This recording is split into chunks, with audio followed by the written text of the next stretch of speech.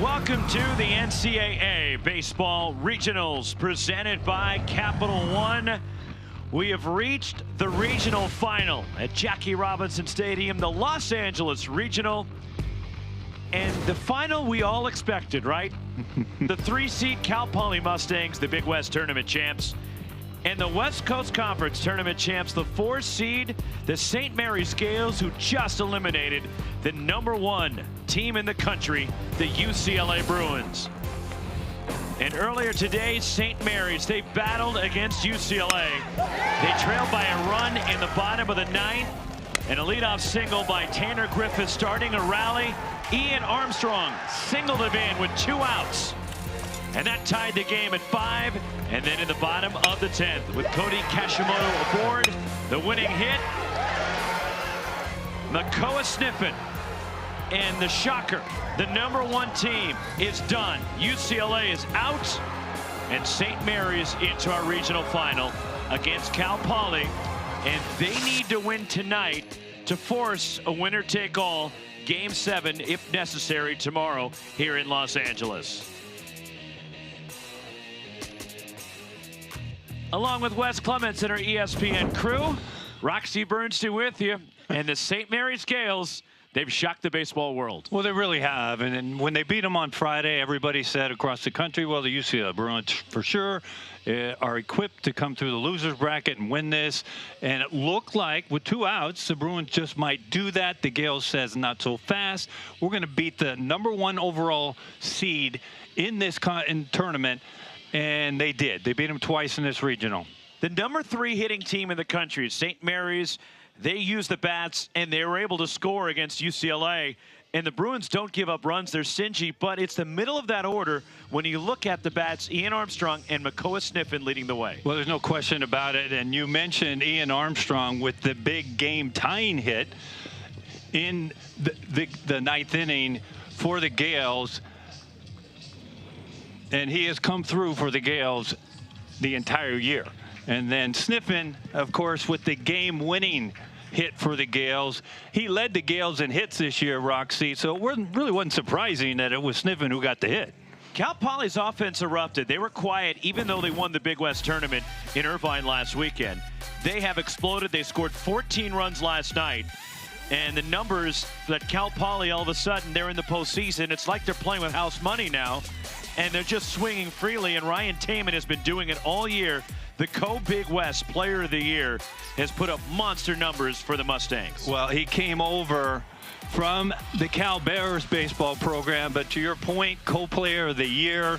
Yesterday, he came through big for the Mustangs, but he has been big for the Mustangs the entire year. A force behind the plate defensively, but also with a bat, Roxy. Josh Bolmerding will pitch tonight for Cal Poly. Grad transfer senior on the other side will oppose Bolmerding. Jake Hilton, the left-hander, will start for Eric Valenzuela and St. Mary's. Regional final from Jackie Robinson Stadium is next. Los Angeles, the site. Los Angeles Regional Final at Jackie Robinson Stadium, right across the 405 from UCLA. The Bruins are the host, but the #1 team in the country out of this regional. And the Cal Poly Mustangs taking on the St. Mary's Gales. And a deep lineup for Larry Lee. 38 wins for Cal Poly this year. The Big West Tournament champions for the 2nd consecutive year. Nate Castellone leads it off, and he had a big night last night when Cal Poly scored 14 against the Gales, scored 3 runs, had 3 hits, the table setter for the Mustangs. Well, he has been. He started last year as a freshman for the Mustangs, and he got some regional work up in the Eugene regional last year. So as a freshman, he was a starting shortstop up in a regional, and he has been very, very good here in this regional. And on the mound for the Gales, Jake Hilton, his first appearance of the regional. And the grad transfer from Division III, Pomona Pitzer. And there are his numbers on the year. He also has a save, and he also was strong in the WCC tournament for the Gales last week, and he started a game and also picked up the save, his first save of the season to help St. Mary's win the WCC tournament. Well, the key for Jake, especially against, again, both of these offenses are potent, but the key for Jake is to stay down in the zone with all of his pitches, but get ahead. Nate Castellón leads it off for Cal Poly. .331 hitter with 5 home runs. As Castellón, the sophomore from Woodland Hills. And Jake Hilton winds, and the first pitch is in there for a strike.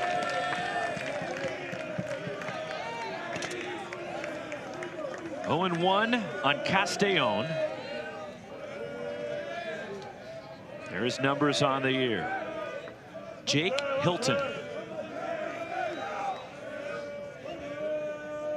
Here comes the 1-strike pitch. And that is a bit high, 1-1. Mike Morris called the balls and strikes in this regional final. Alberto Ruiz at first, our umpire at second, Derek Everett. Down the line at third, Eric Gaucher.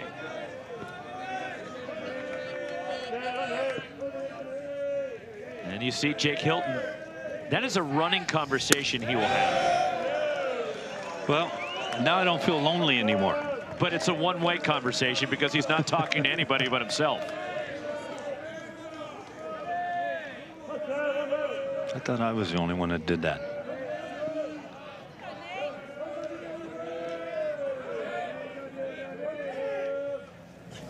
Line to left, right toward Nick Allred. And that's how this regional final begins. Well, if you're St. Mary's, you have to do a quick reset, Roxy, after obviously the highest emotion that you have been this year. So it's a quick reset, and the quicker you can get back on the field, the better. A longer wait, not so much. You have time to think. Take a look at Eric Valenzuela, one of the best on the West Coast, if not the entire country. Alejandro Garza with 1 out, the Cal Poly third baseman. .324, 5 homers.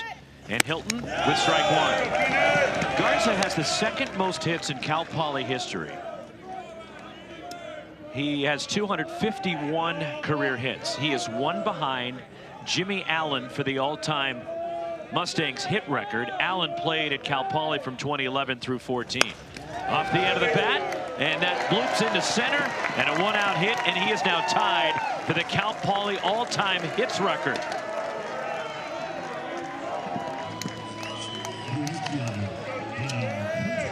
It's hard to throw Garza a pitch that he can't get the bat on.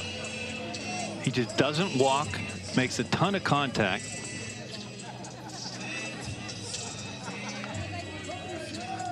And Garza is aboard, and now it's the left-handed hitting Dylan Kordich, the Cal Poly right fielder, .280 with 9 homers. And there is Garza, now tied atop the all-time hit leaders in Cal Poly history. And Hilton fills up the zone again with a strike.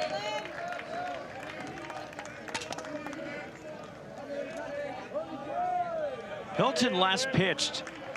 He started the first game for St. Mary's against USF last Saturday at the WCC tournament. And that was the double elimination format, which USF won that game to force the nightcap. They won at 9-8. Hilton breezed through the first couple of innings, then ran into trouble. Went 3 1/3, struck out 6, gave up 4 runs. And another move to first, leaning but back is Garza. This was a day after last Friday night against Pacific. He picked up the final 2 outs and the save against the Tigers that put St. Mary's into the WCC tournament final. Line to right, down the line, hooking, foul. Loud contact off the bat of Dylan Kordich, and it's 0-2. And back to first goes Garza. As Hilton has primarily started this year, worked in relief a few times.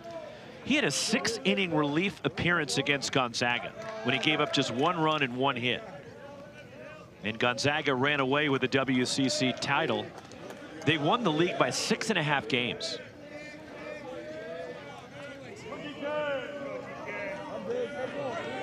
There's Jake Hilton.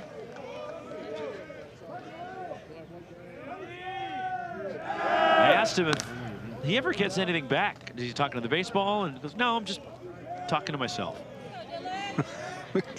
Well, you're familiar if you hang around me with that.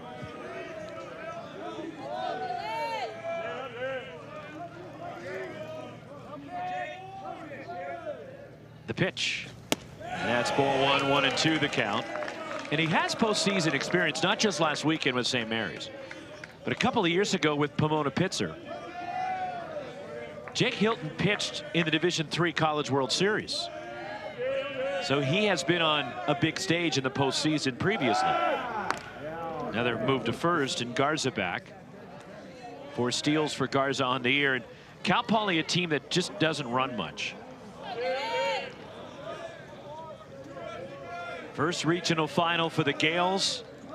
3rd time for Cal Poly, but the first time they've started a regional 2-0. The pitch. And that's just off the outside from Hilton.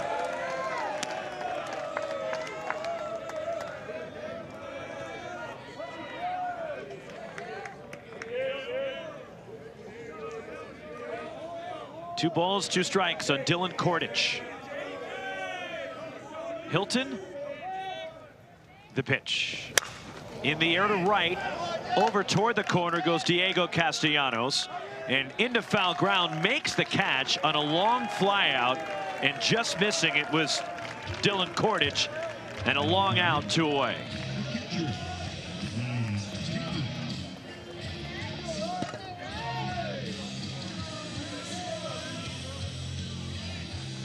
Now it's Ryan Taman, the catcher and cleanup batter for the Mustangs. 366, 17 homers, and 55 driven in. Just a phenomenal season for Taman. He's had a terrific first 2 games here in Los Angeles at the regional. He is one off the all-time Cal Poly record for homers in a season. Monty Waltz in 1985 hit 18, and Taman sitting with 17. Including 1 in this regional. And he's fooled there. You got it. Real good changeup from Hilton there.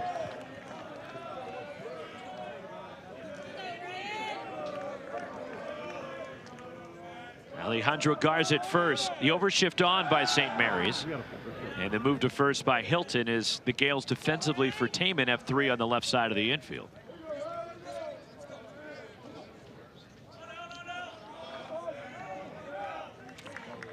There how they stack it up on the infield. Hilton. Here comes the 1 strike pitch, and Taman hits it sharply past third. Foul ball, 0-2. Well, we're going to get a look at that home run Roxy talked about that Ryan Taman hit yesterday. You throw him middle. He does this a lot this year, Roxy.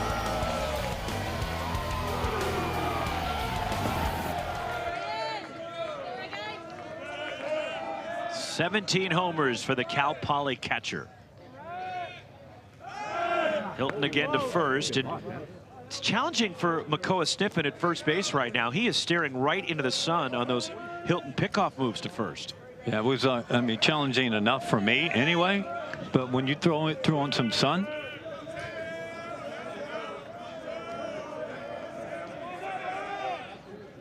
Hilton, the pitch. And high and away with the fastball, not close.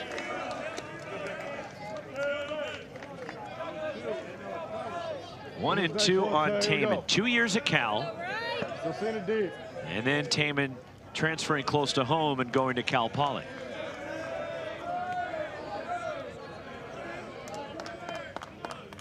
That's the view for Sniffen right there. And he's able to find the baseball somehow.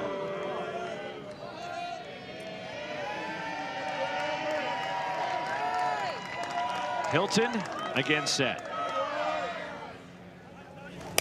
Off the end of the bat, just getting a piece is Taman.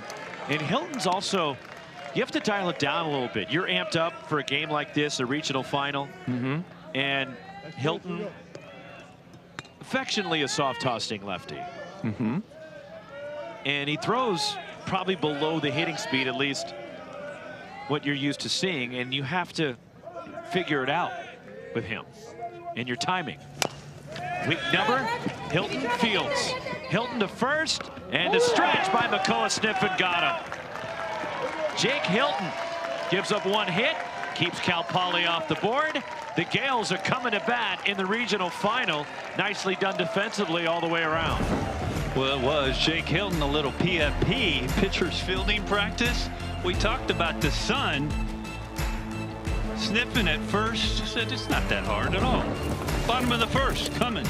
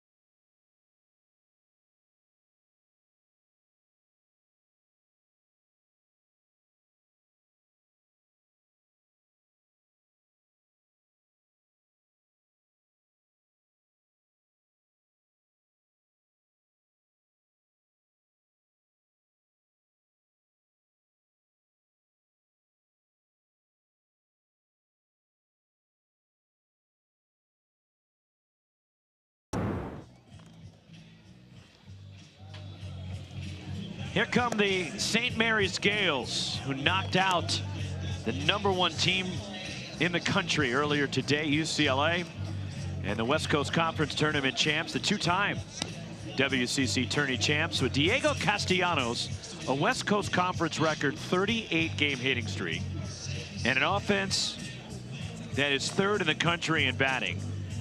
They hit .329 as a ball club. Well, they out-hit the Bruins in game 1 today. They had 15 hits against UCLA.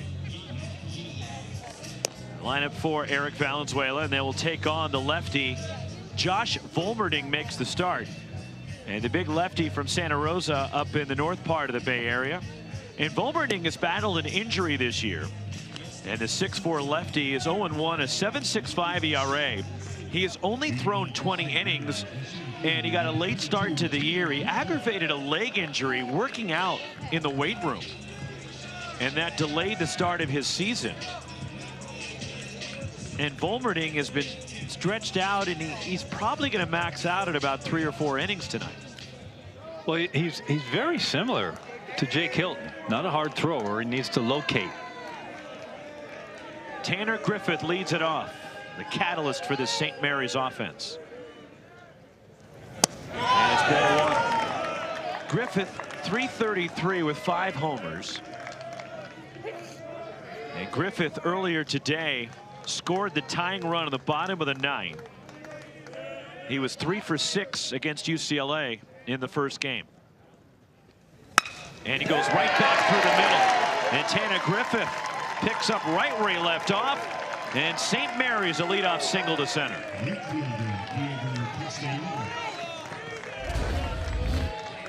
Well, leads St. Mary's in runs scored, and he's been the table setter. Also leads him in stolen bases. It's a fastball middle, and Griffith hits it middle.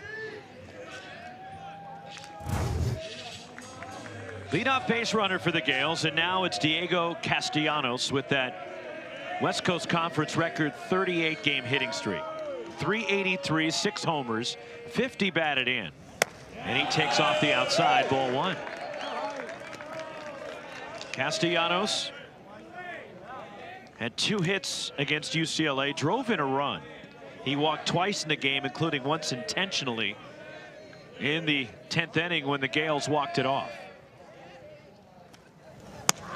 And it's 2-0 on Diego Castellanos.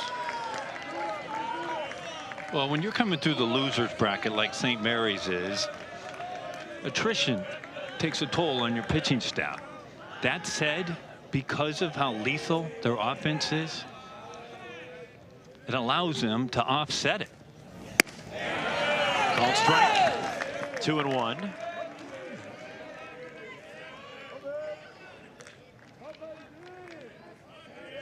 Tanner Griffith, the runner at first.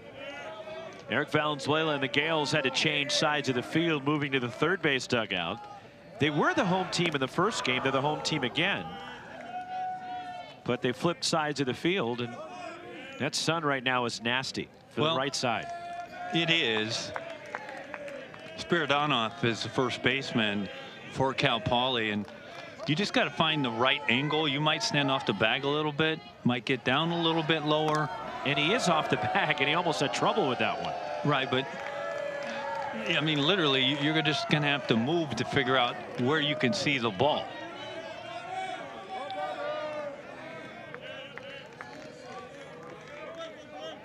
It's getting better. Sun sets in the west out here, Rocks. Josh Volmerding, another move to first base. As Griffith can run, he's got 17 steals on the year. Well, if Griffith goes, he's going on first move against the left-hander.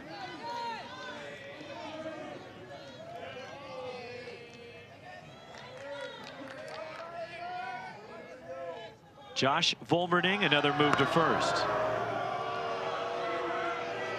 Could be some gamesmanship from Cal Poly, just buying a little bit more time for that sun to go down some more. Shadows starting to creep across the infield now. Castellanos out of play. 2-2 on the Gales right fielder. Regional final between the 3 and 4 seeds of the Los Angeles Regional. Virginia Tech went 0-2. They were the first team eliminated. And shockingly, the #1 team in the country was knocked out of the field earlier today. 3-2 the count. And this regional is matched up with the Morgantown regional that had Kentucky in the driver's seat. And West Virginia forcing the game 7 there is a mound visit. Here comes the pitching coach, Seth Moyer, for Cal Poly. In an early mound visit for the Mustangs, but West Virginia beat Kentucky, forcing that winner-take-all game 7 in Morgantown tomorrow. Well, Kentucky was the team, Roxy, that many thought didn't deserve to be in.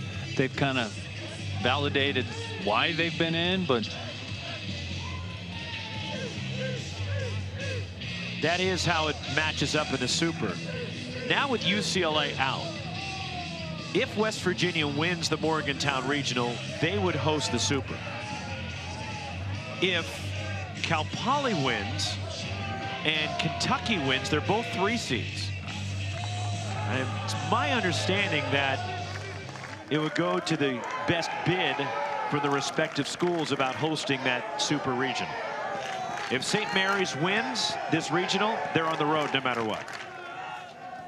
And it's ball 4. No, strike 3 called, and running down to second is Griffith. As a delayed strike 3 call from Mike Morris, but stolen base number 18 for Griffith. He's at second base, and Castellanos has gone looking. well, Volmerding, this is pretty firm fastball on the outside part, locks up Castellanos. He didn't like the call. Taman throws from his knees. You see, he eased up just a little, did Griffith. He's at second. Here is Makoa Sniffen. And good to see Sniffen put his jersey back on after the walk-off hit earlier today. They ripped it off at the end of that game. That's become something that's been normalized. Sophomore, single season hits record for St. Mary's. 96 hits, pushes one to the right side. Jake Downing in the short throw to first. Sniffen retired. To third goes Griffith, 2 away. And that walk-off Roxy talked about. Makoa Sniffen, about 90 minutes ago, finds a 5-6 hole. Kashimoto scores, and Sniffen gets arguably the biggest hit of his life, Roxy. Now it's Ian Armstrong who had a big first game today. He homered over the batter's eye at center field. And he fouls the first pitch off in foul ground. Tanner Griffith almost made a play on it. And Ian Armstrong needs a moment. He cranked it off his foot. And he's trying to walk this off. As the Gales are making their first regional final appearance in program history. And it was Armstrong who singled with 2 outs in the bottom of the 9th that tied the game. And Armstrong needs a moment here as Jack Meigs, who runs the offense for Eric Valenzuela, the head coach out there as well, along with the athletic trainer, checking on Armstrong. But with 2 outs in the bottom of the 9th, Armstrong singled in Tanner Griffith to tie the game. And Armstrong, earlier in the game, we told you about the big fly, a no-doubter over the batter's eye at center. And now the 9th inning heroics from Ian Armstrong. Well, you see the alignment. Molovai Levu was playing in, and that's because the Bruins had 3 on the left side of the infield.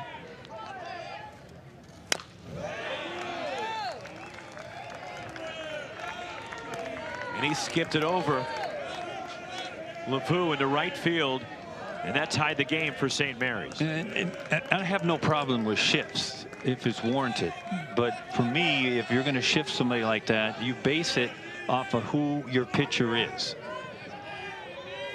And if it's a hard-throwing pitcher that you have on the mound, that shift doesn't make a lot of sense to me, because you're talking about a Gales offense that is very fundamentally sound and hits the ball the other way very well. 1-2 on Ian Armstrong. Tanner Griffith at third. The pitch fouled away by Armstrong, and we'll do it again. 95 from Josh Volmerding. He's rushing it up there a little bit. Got a live arm.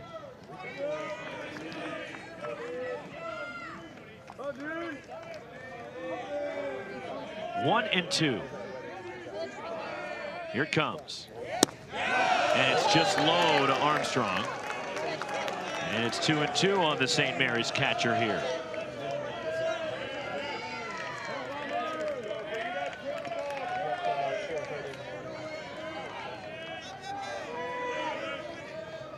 Josh Volmerding. The pitch. Struck him out, chasing the breaking ball. 2 strikeouts in the first for Volmerding. 1 hit, 1 left. Scoreless through 1. Regional final in Los Angeles.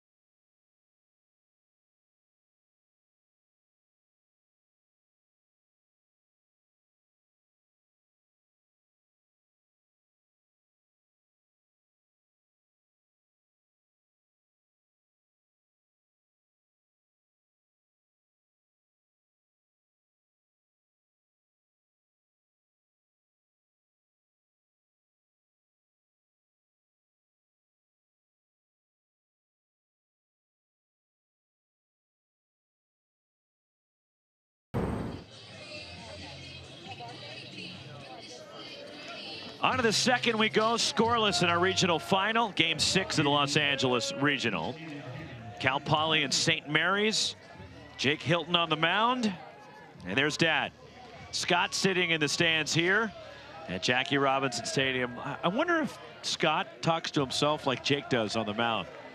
Where do you think he got it from? Look what you've done to me over the years. That's a proud dad right there, Scott Hilton. If only you could say that about me. Cam Hoyland leads off the second, and he takes upstairs ball one. Hoyland 6 homers on the year, batting .314. And Hoyland has showed off his pop here in this regional so far. And a called strike as Hoyland homered against Virginia Tech on Friday. And then hit another one last night.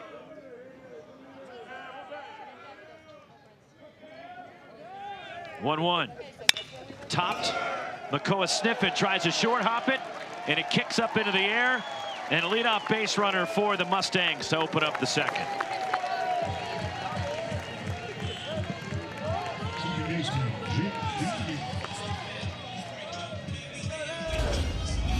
Infield hit for Hoyland.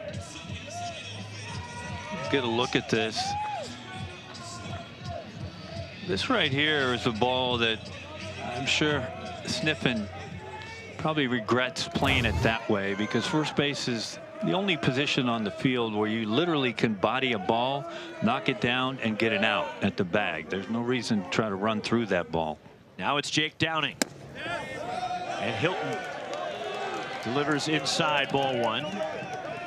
Downing, a .284 hitter with a couple of homers this year.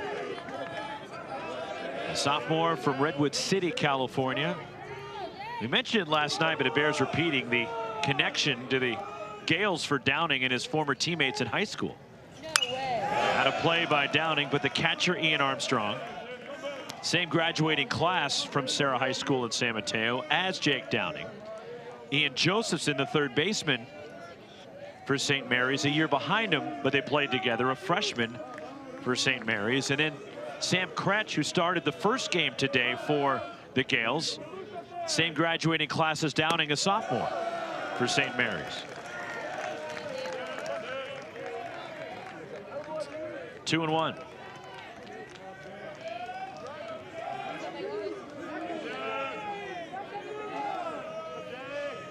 Short lead at first for Hoyland. Hilton, the pitch. And that kicks off the glove of Armstrong, but not far enough for Hoyland to try to advance. And now it's 3-1 on Jake Downing.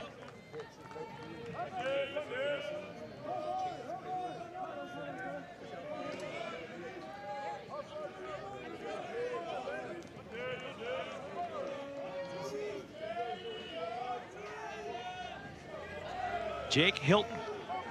Here it comes. Line out towards shallow left, but on the move, a good break on it. Nick Allred comes in to make the catch. And back to first goes Hoyland. There's one out. But Jake Hilton, the running dialogue continues. Well, it's beautiful. It really is when you think about it. Hey, he's like, yeah, lunch was good. I have no clue what I'm going to eat for dinner.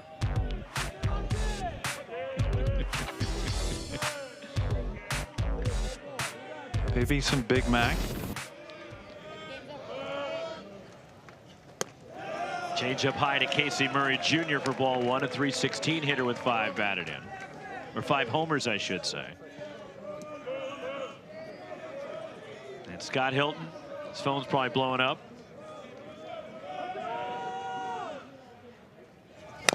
Topped, Ian Josephson. Fields fires to first for the out.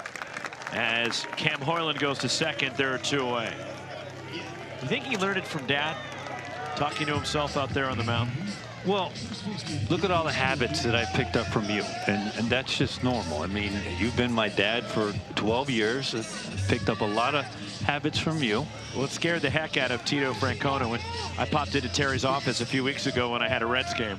He was scared to death that you were with me. Well, he lived with you, so he would know.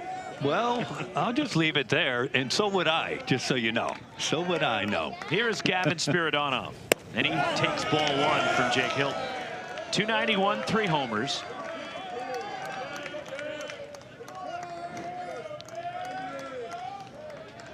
Freshman first baseman for Cal Poly. Cam Hoyland out there at second base. Hilton, a look back. And that's fouled away. 1-1 the count. And Hilton now prancing around the mound, do a little yapping. Again, it's not directed at the plate. It's not as if he's being confrontational or trash talking and anything that would get him thrown out of the game. It's just encouragement to himself. He's making sure as he hits Spiridonov with a pitch, but Hilton's just making sure that his mind is on the same page as his pitching arm. There is. He hangs on to this slider for a knee ball.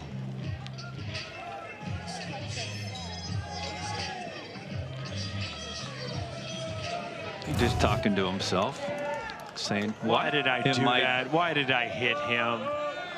I still think he's thinking about what am I going to eat dinner, because there's no rhyme or reason what he's saying. There's no chronological order. Strike one to Dante Vicchini. As Hilton went to Berkeley High School. Then Pomona Pitzer. Vicchini also from the Bay Area. He's from the North Bay. A couple of homers for Vicchini, hitting .290. In the dirt, knocked down. Armstrong finds it. Runners stay.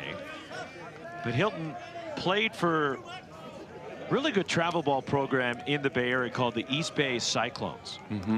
And not only did he play for that program since he was young, worked his way through, he also coached the younger players as he was an older player in that program, or would he come back sometimes in the summer. Very good.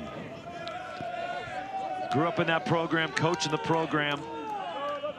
And a bunch of his former players, as a fly ball to right, hangs up there for Diego Castellanos, settles under it, and makes the catch. And the Mustangs, they strand two. One hit, two left. To the last of the second, Jake Hilton puts up another 0.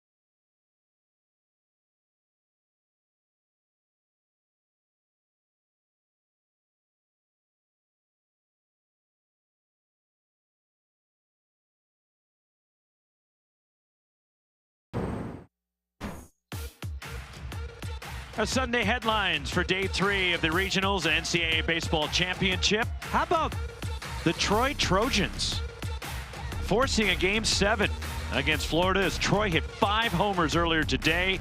North Carolina onto the Supers. You want to talk about a battle in a regional final? We got Oregon and Oregon State going right now in Eugene. And it's just gone final at Dish Falk Field in Austin, Texas. And the conference foes of Cal Poly, the UC Santa Barbara Gauchos, were eliminated by Texas, and the Longhorns are through to the Supers. Jacob Johnson leads off the second for St. Mary's, and he lines that foul. And it's 0-2 on Johnson, who's hitting .345 with 15 home runs, including his 3rd solo homer, all against UCLA. in this regional earlier today. Well, we see this every year, Roxy, in the postseason, and especially in regionals. Teams that are not the household names ended up going through regionals, beating teams that are elite and ranked teams, and we call them upsets, but it's baseball, and that's why it's the best game in the world. It just takes a great outing by a pitcher to stymie a great offense. Strike 3 call to Jacob Johnson. Third strikeout for Josh Volberding. And there's one away here in the home half of the second. Ian Josephson coming up for St. Mary's. Well, this is a little off-speed pitch on the outside part. Locks him up. This is when a hitter said, yep, good pitch. Now it's Ian Josephson with 1 out. 351 hitter. You know, it's a surreal sight right now. I'm looking out toward the UCLA clubhouse, down the left field line, and the whole UCLA team was just watching this game on their field after they were just eliminated, and now looks like they're exiting the ballpark together. And the dejection for the #1 team in the country that has been so good all year, unfortunately. There you see Rock. And final hugs from a team that ends their year at 52-8, dominated the Big Ten, and wire to wire the #1 team in the country, and ousted here in a regional in their home ballpark. Well, when they left Omaha last year, when they got eliminated, because of the talent, they had a bullseye on their chest when they left, and everybody said that's the team to beat in 2026. And there you see Rock Chalowski, but up until today, they were. They still, and we understood why.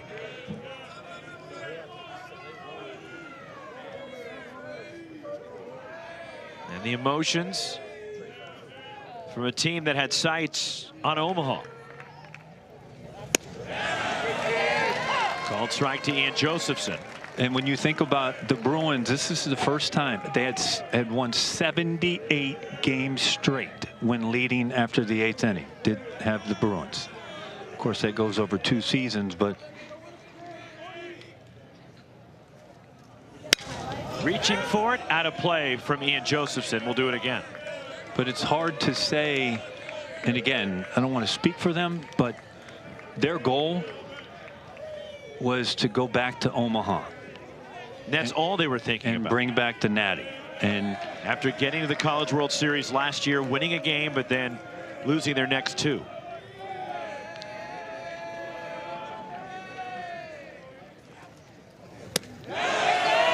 On appeal, no, it's ball 4. And the first walk issued by Volberding, and a 1-out base runner for St. Mary's. And now it's Jared Medham for the Gales. Pretty good slider from Volberding. He kind of wanted it.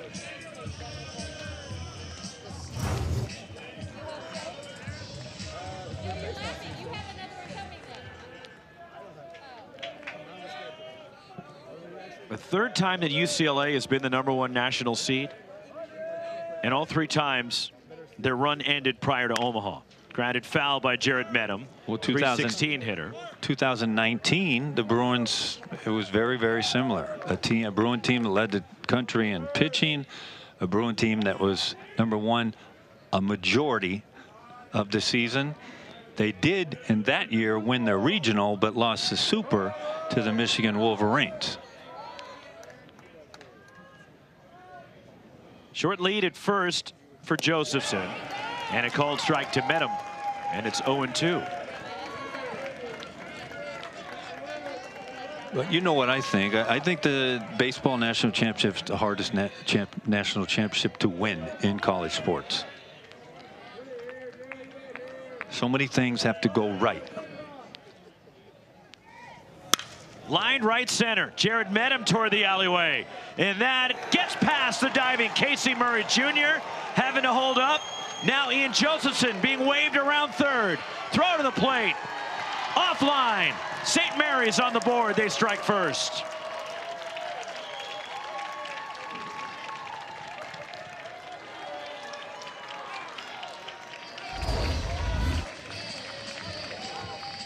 Well, these are some pretty big gaps here at Jackie Robinson Stadium, and this ball is hit in the perfect spot in the right center gap.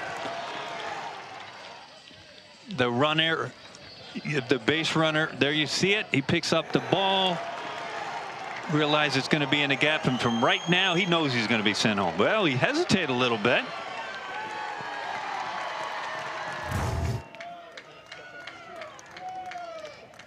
Second hit of the regional for Jared Medham. An RBI double as Nick Allred takes a strike. That was an interesting path that Josephson took between second and third. I have no idea what he was thinking. Let me just stop right here. I think he was worried he had to go back in case Murray actually caught it. Allred in the air to right. Playable for Dylan Kordich, who makes the catch, tagging Jared Medham. And a close play at third, but he slides in. Runner at third, 2 down. Dylan Kordich made this play at third much closer than I'm sure we both thought, Roxy. Medham, you see it, he's reading it, going back. I'm going to tag. How about the quick release from Kordich out there in right?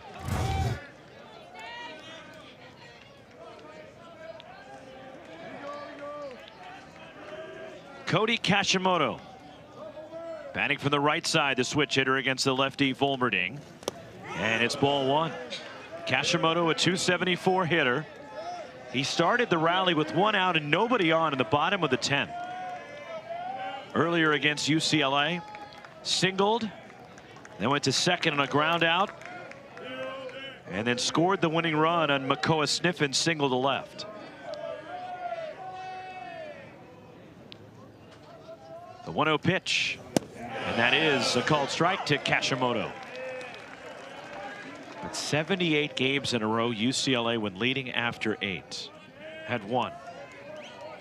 And St. Mary's ended that streak and jolted UCLA out of the tournament, shocking the college baseball world. Called strike to Kashimoto. Fair to say it was the biggest bracket buster. Well, UCLA becoming just the 5th #1 national seed eliminated in the regional round. It happened to Vandy last year. They lost in the Nashville regional. Second time, unfortunately, UCLA is on that list as Kashimoto strikes out. 4th for Josh Volmerding. And the side is retired. A run for the Gales on a hit. 1-0 St. Mary's to the 3rd.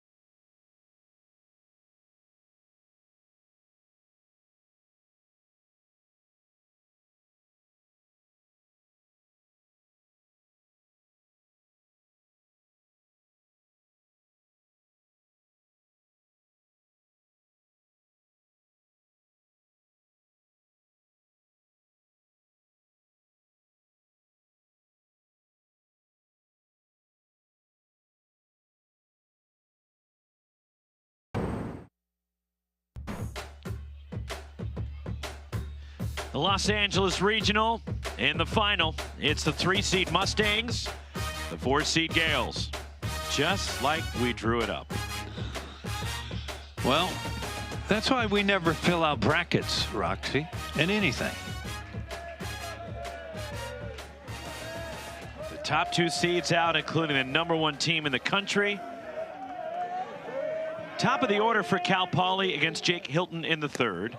And that one floats in there for a strike to Nate Castellón, who flew out to lead off the ball game. Who made up that saying, that's why they play the games?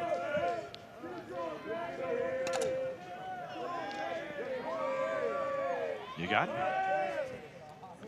Is that a Yogiism? Well, hold on a second. Say what you said before. What'd you say? I got what? I don't remember. I didn't think you'd say that. Oh. He said that you got me, Wes. That was not said. It may have been phrased differently. Pop foul by Nate Castellón, and it's 1-2. You know, Nate Castellón, when I saw him up.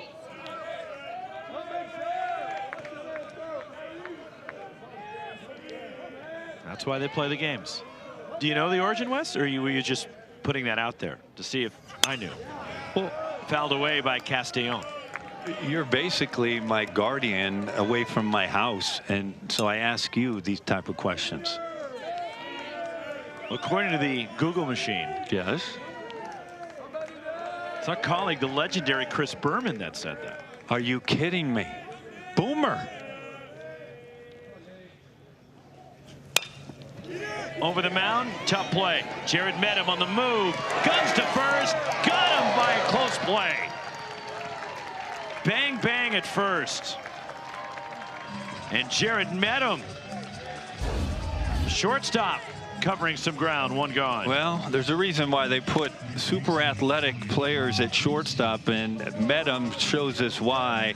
A great short hop, and the stretch from sniffing at first just beats the runner.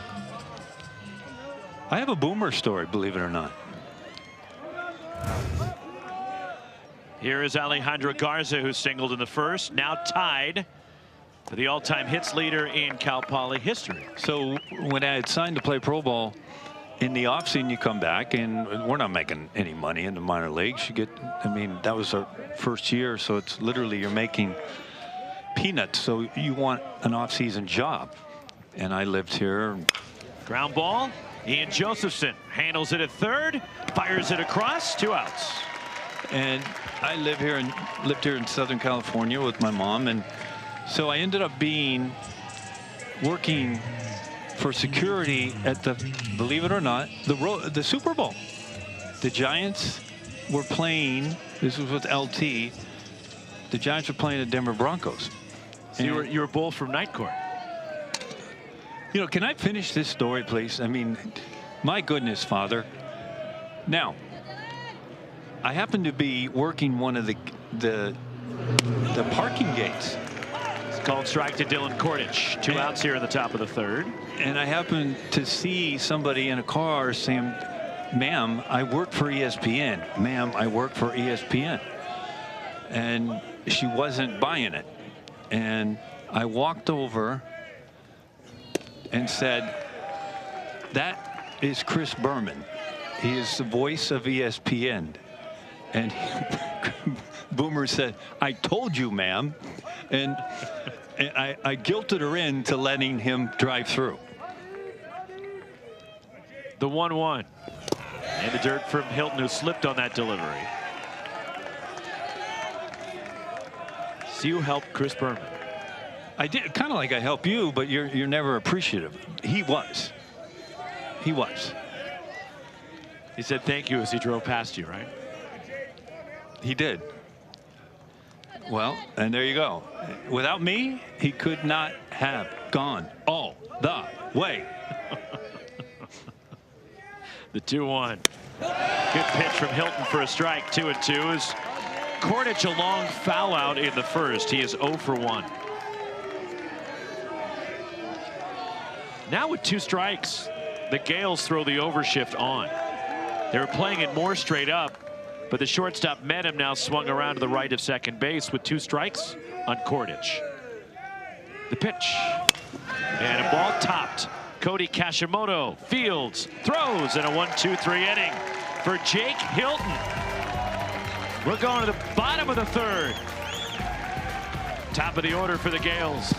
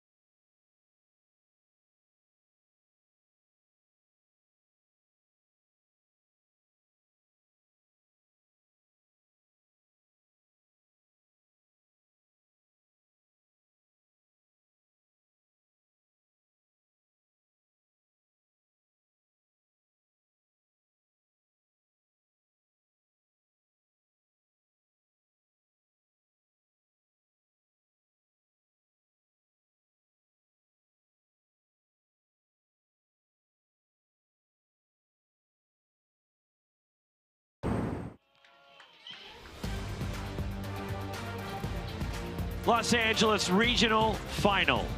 Jackie Robinson Stadium. It is a Bruinless final, believe it or not. The #1 team in the tournament is out, and it's the 4 and 3 seeds that meet for the right to advance to the Super Regionals in Los Angeles. 1-0 Gales, along with Wes Clements and our ESPN crew. Roxy Bernstein with you. Top of the order for St. Mary's in the third, and the first pitch is drilled out toward deep left center field by Tanner Griffith. It is over the head of left fielder Dante Bikini into the wall and hustling into second base. Tanner Griffith, another hit. A leadoff double for St. Mary's, and for Griffith, his 5th hit of the day. He is such a lethal leadoff hitter. He leads the Gales in runs scored, but he has been an absolute pest for his opponents in this regional. This right here, now he can fly. Keep in mind, he leads the Gales in stolen bases. But now he leads them in doubles with 22. Well, there you go. And his partners in the dugout. When you're that tall, that dance doesn't work. You know that. The bunt by Diego Castellanos and a sacrifice from Castellanos, who has a 38-game hitting streak going. And after he struck out of the first, the bunt moves Griffith to third with 1 out. Well, he bunted against the Bruins in game 1 as well. And you talked about the hitting streak. This is all about advancing, and it's all about team. And that's the only way you can win it in the postseason, is contribute to help the team. Nothing about individuals and yourself. 1 out, Makoa Sniffen, a ground out in the first. Cal Poly playing the infield back. They will concede the run for the out. Team leading 63 batted in for Sniffen. And a grounder past the diving third baseman, Alejandro Garza into left. Trotting in is Tanner Griffith. Makoa Sniffen, an RBI single. 2-0 St. Mary's. This is just textbook situational hitting by the Gales, and they've done it the entire year. We've talked about them, 3rd best batting average in the country. This is a breaking ball in the inside part. And who else but the game-winning hitter of the game 1 today against the Bruins? Drives in another, hooking a ball down the third baseline. Now it's Ian Armstrong. Strikeout victim in the first from Josh Volmerding. 2-0 St. Mary's. Mighty cut by Armstrong for strike 1. As the Gales are the 4th 4 seed in this tournament to reach the regional final. It is the most in a tournament since this format was adopted back in 1999. And it's 0-2, and again, you and I have talked about this with St. Mary's, but to me, and I'm not alone in this thinking, and either, or I should say for the two of us, we're not alone, but the Gales were grossly underseeded. No, they're not close to a 4 seed. If you put them at least on the 4 line, you did a disservice to UCLA. Well, no, if they were put on the 4 line, they'd be at the 16th seeded regional, which would have been, ironically, the Morgantown regional. And the Morgantown regional is matched up with this regional. And we're the #1 seed in the tournament. You're supposed to get one of the worst teams in the field. Well, I would say, well, worst, weakest schedule, weakest metrics per se. But this is the 3rd best hitting team in the country. Yes. And also the West Coast Conference to me is, as it moved to first by Volmerding, I don't think it gets the respect it deserves. It's a good baseball league. And Gonzaga had a really good year. They ran away with the West Coast Conference. They won it by 6.5 games. Now they went 0-2 at the WCC tournament, losing one of their games to St. Mary's. Struck him out. 2 gone here in the 3rd. Well, now to bring up Jacob Johnson. When you think about it, Roxy, what you're talking about is history will tell us there's been many surprise teams arrived in Omaha that nobody thought would be there. Murray State last year. Murray State. And again, it's baseball. And this is the game, the only game, in my opinion, that you can't play on paper. You got to play it on the field. And better overall skills don't necessarily end in wins. Because all you need is a great outing from a starting pitcher and some clutch hits, just like we saw in Game 1 today. Jacob Johnson moved to first by Volmerding, and it wasn't necessarily the starter. Sam Kretsch weaved his way in and out of trouble. No, but it's as the behind starter him for St. Mary's, but it was Cam Staten that was fantastic in relief. 4 2/3 of scoreless 2-hit relief with 5 strikeouts for Staten. And then David Roberts worked a 1, 2, 3/10 and was the winning pitcher for St. Mary's.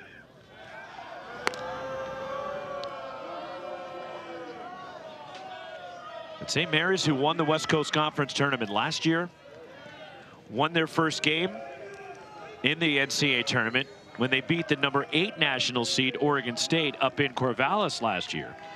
And then Eric Valenzuela's team lost the next 2. Runner goes and fouled away by Jacob Johnson.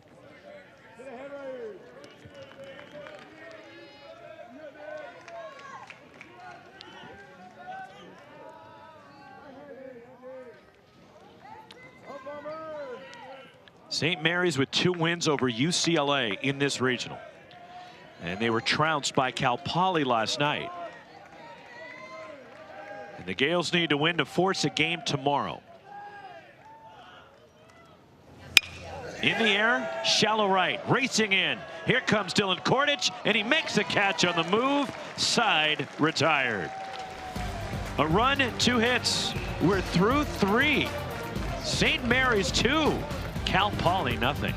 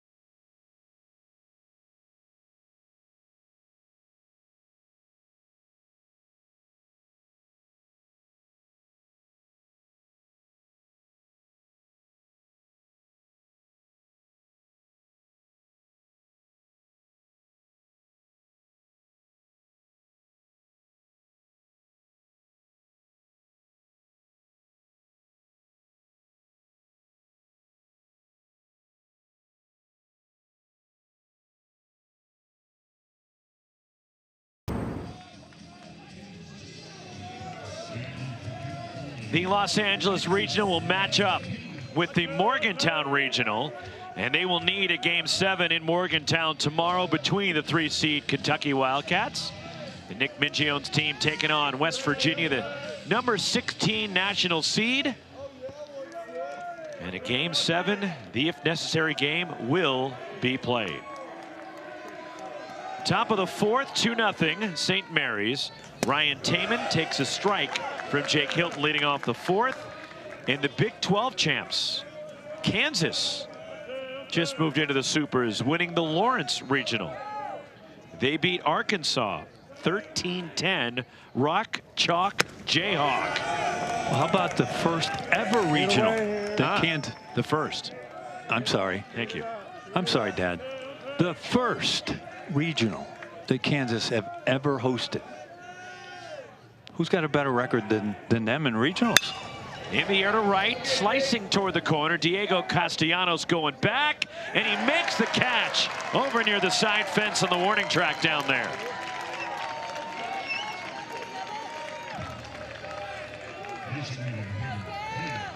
Diego has a habit of pretty much catching everything that goes up in the air anywhere near him. He also possesses a cannon for an arm. How about the lenses, Rox? You like them? A little much for me, to be honest. Wes, I couldn't pull those off, but they work for Diego. They don't work. They wouldn't work for me. Called strike to Cam Hoyland, who singled in the second. One gone, top of the fourth.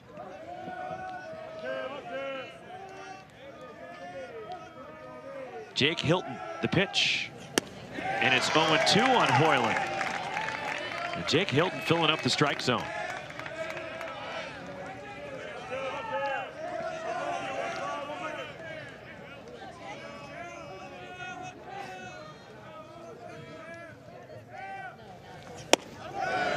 One and two the count.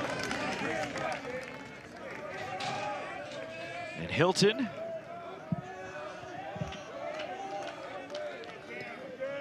hasn't pitched since last Saturday. Weak grounder. Cody Kashimoto on the move, shovels it to first. 2 outs. We're seeing a lot of soft contact from Cal Poly as Hilton is keeping the Mustangs off balance. No, he is, and he's throwing a lot of strikes. But we talked about Diego Castellanos, Roxy. You were there. You saw it. This was a laser throw.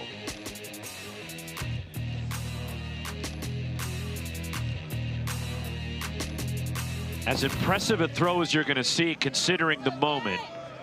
It was a 1-run game in the bottom of the 8th inning that kept St. Mary's in the lead, and a speedy runner in San Francisco center fielder Jaden Garrison. Well, right there, it's an example of what we're talking about. I mean, St. Mary's had to win the tournament, or they're not even here.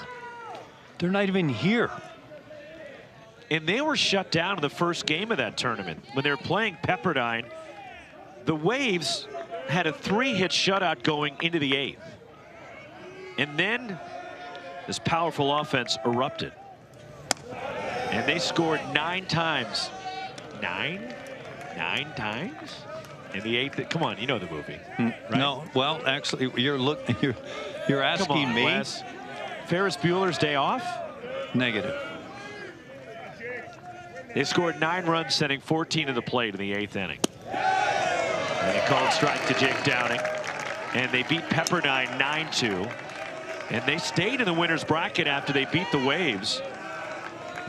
St. Mary's then clobbered Gonzaga the next day. They had 18 hits against the Zags. Breaking ball, a lot of room out there in center. Back on it, Tanner Griffith. And he steps onto the track, makes the catch. Jake Hilton has retired 7 in a row. 2-0 Gales. Joining us next, Larry Lee, the head coach of Cal Poly.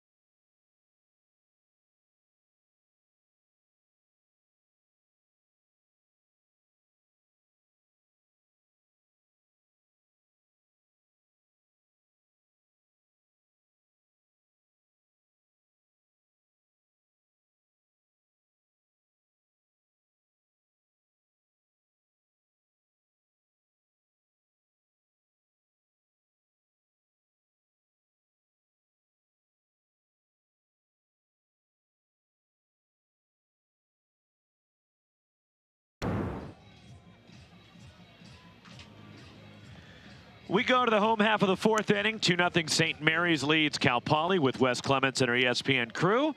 Roxy Bernstein joined by the head coach of the Cal Poly Mustangs, Larry Lee. And your team had an offensive explosion last night. It's funny, a tale of 2 weeks, Larry, even though you won last week and you're 2-0 in this tournament so far.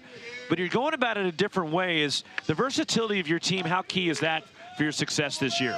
Yeah, it's been good. I mean, we've swung the bat tonight. We haven't.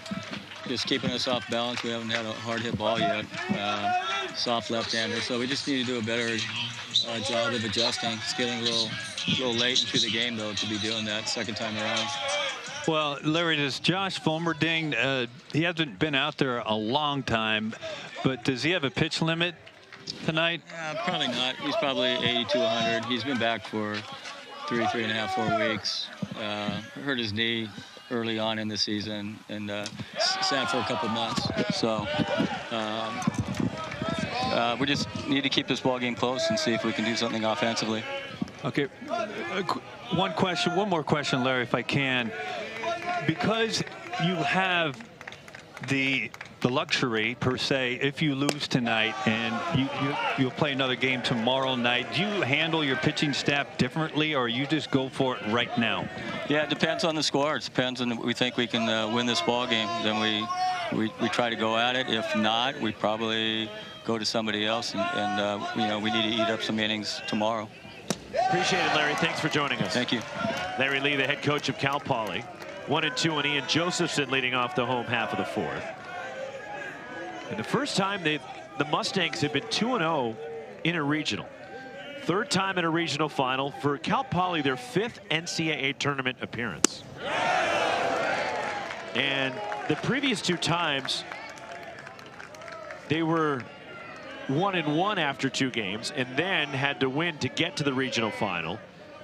But they beat Virginia Tech here on Friday night, won last night in convincing fashion against the Gales,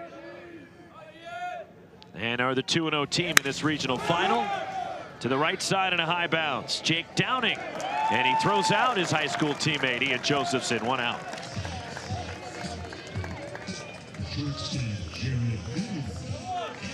Cal Poly, they moved up to the Division I level from the D2 level back in 1995.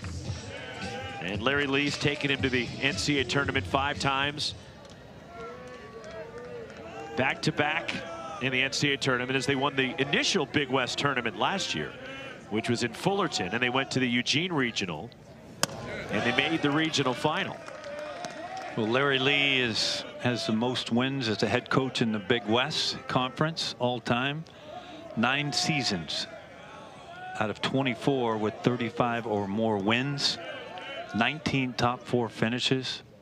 Jared Medham, an RBI double in the second, and it's a strike. 1-1. Last year up in Eugene, they lost their first game to Arizona, had to come back through the losers bracket.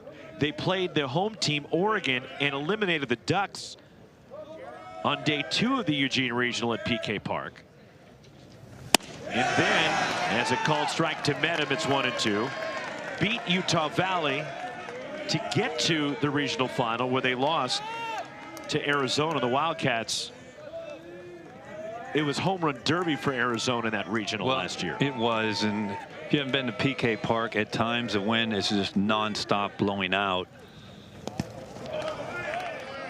And last year it was warmer, which the majority of the season where the Ducks play in Eugene, it's not very warm, and the ball usually doesn't travel.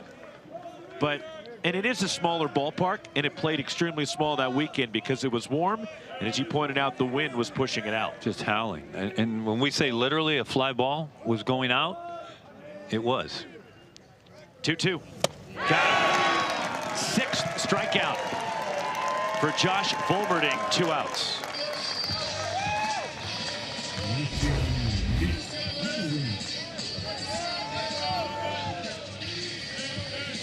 Pretty good luxury when your 3rd game of a regional, your starter is a left-hander that rushes it up there at 95. Nick Allred, the hitter, a fly out in the second. And Volberding right now, 56 pitches. Here with 2 outs in the bottom of the 4th, and strike 1 to Allred. As Volberding started the year and then got hurt. And he was out for about a month and a half. And he's been gradually built up in each of his last 4 starts, all coming in league play. Starting with UC Irvine on May 2nd. He did pitch in relief in his first appearance back. And he went an inning against the Anteaters, then made a start the following weekend at Cal State Fullerton, went 2 1/3. Then the second to last weekend of the regular season, went 3 innings against Long Beach State.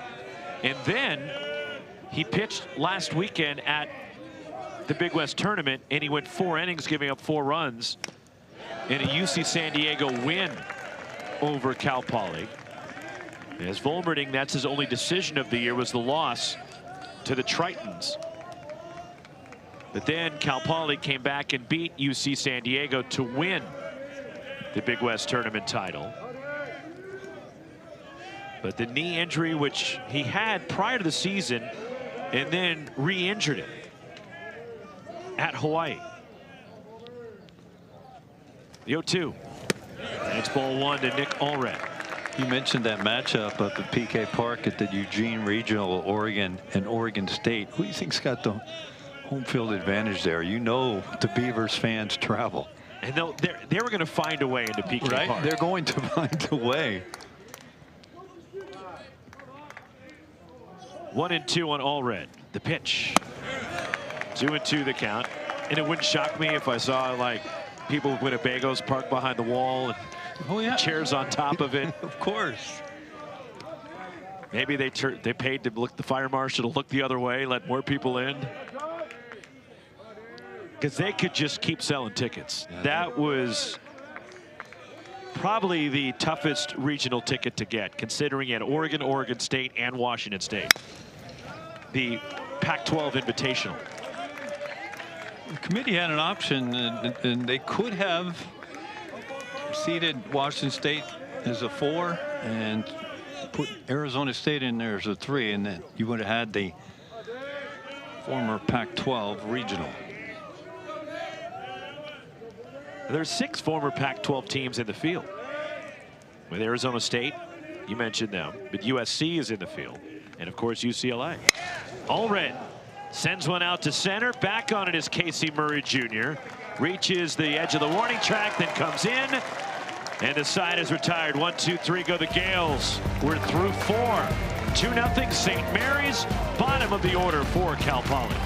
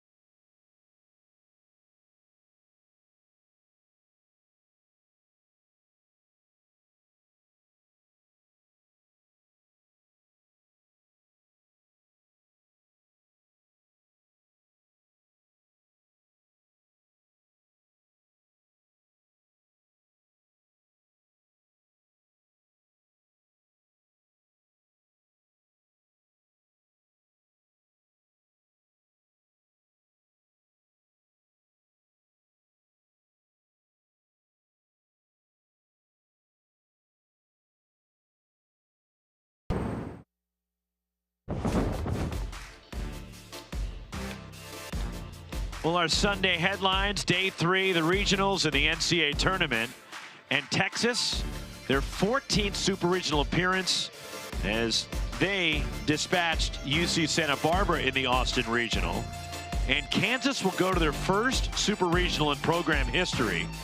And Georgia Tech, the 1 seed we saw here, get eliminated. The number 2 seed in the tournament. And some people felt Georgia Tech should have been the number 1 seed in the field.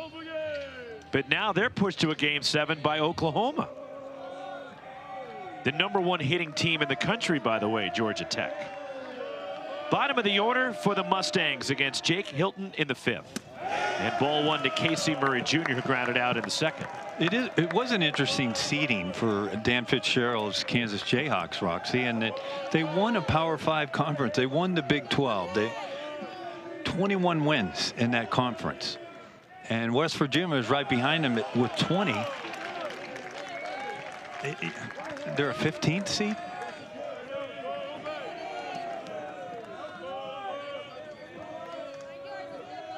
One and one the count on Casey Murray Jr. Jake Hilton. The pitch. And it's a called strike, 1-2.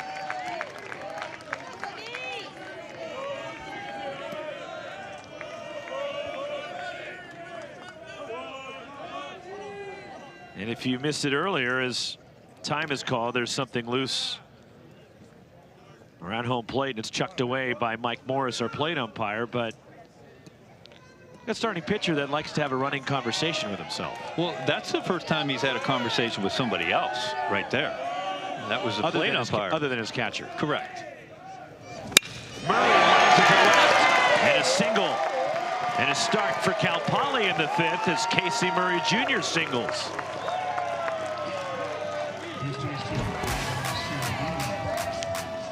Jake Hilton, not a hard thrower at all, but what he has done tonight is locate his off-speed pitches and keep the Mustangs off balance. Sometimes he actually talks to himself. Now, do we know if it's about baseball or if it's about what he's going to do after the game or what he did last night? We do not know that. But he does talk a lot.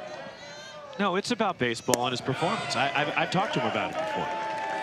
He actually had a conversation. So he's a sports psychologist in a left-handed arm. Yes. Okay. Yes. So he talks to himself about what a sports psychologist would talk to him about. Gavin Spiridonov hit by a pitch in the 2nd, and it's 1-1 on the Mustangs first baseman. Activity for the first time now in the Gales bullpen.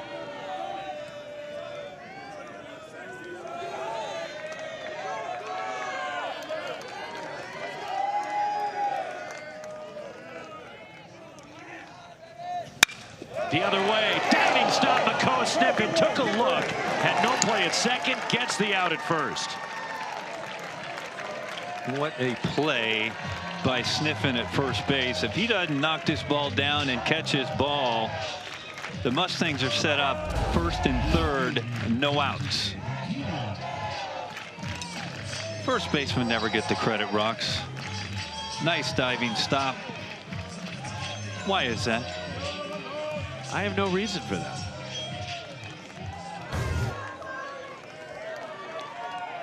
I've seen first basemen get credit for their defense. Come on. Dante Bikini 0 for 1, and it's strike 1 from Hilton.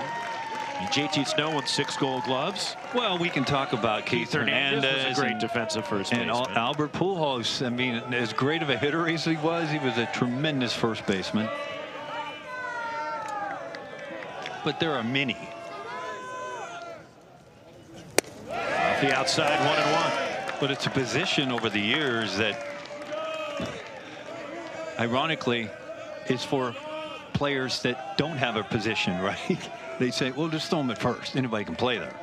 Anybody can play there. Very few can play it the right way and elite. Grounded foul by Dante Bikini, who began the year as the leadoff hitter for Cal Poly. He is hit in every spot in the order except second and cleanup this year. And now in the 9 hole for the Mustangs. Looks like that line from Moneyball when playing Ron Washington, the actor says, oh, we can put you at first base. And Ron Washington's, it's very difficult. Popped up, out toward left center. Nick Allred will get there. Out number 2, Casey Murray Jr. back to second base. And back to the top of the order for Cal Poly, and it's Nate Castellon.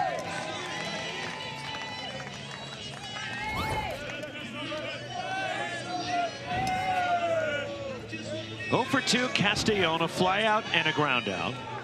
Big run out at second base. Cal Poly, after a barrage yesterday of offense and some clutch 2-out hitting, not so much tonight. Cut the lead in half with a base hit. Ball 1 from Hilton. Hilton has gone 4 2/3. He has kept Cal Poly off balance. Mixing it up. He's given up 3 hits, all singles.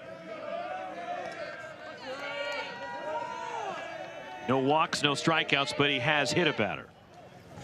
And it's outside. It's 2-0.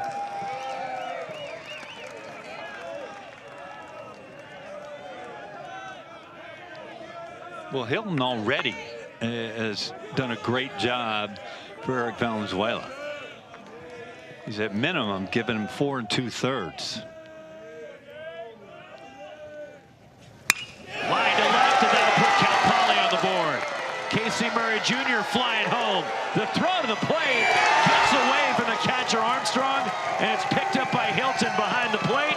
And to second goes Nate Castellon, and it's 2-1 Gales.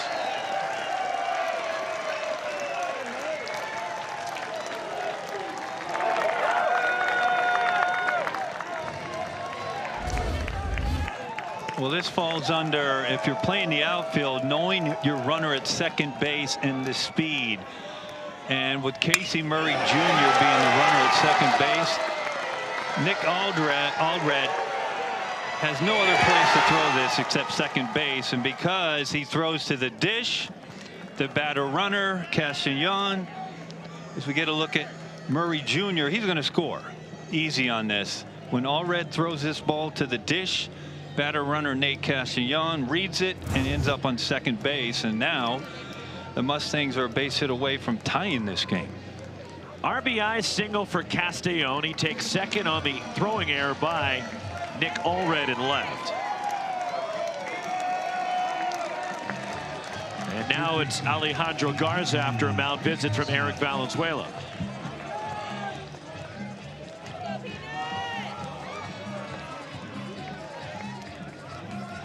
(2-1) St. Mary's.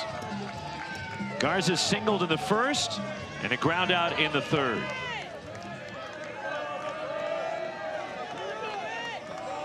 And that single in the first inning tied Garza for the all-time hits lead in Cal Poly history, as it's 0-1 as he fouls it away.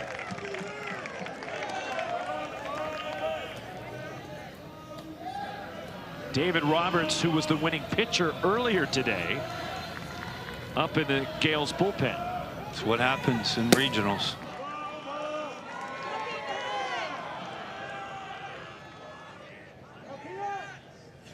You see things that you didn't see during the regular season, and you can understand why. I mean, if you're a pitcher on any team in a regional and you think there's a need, somebody asks you on the coaching staff, you got anything left in the tank? You're going to get a yes more times than not. Line to center. Back on it is Tanner Griffin. On the move, and he makes the catch deep in center field to retire the side. Cal Poly on the board. The Gales still on top. 9-1-2 coming up for the Gales. Their head coach, Eric Valenzuela, next.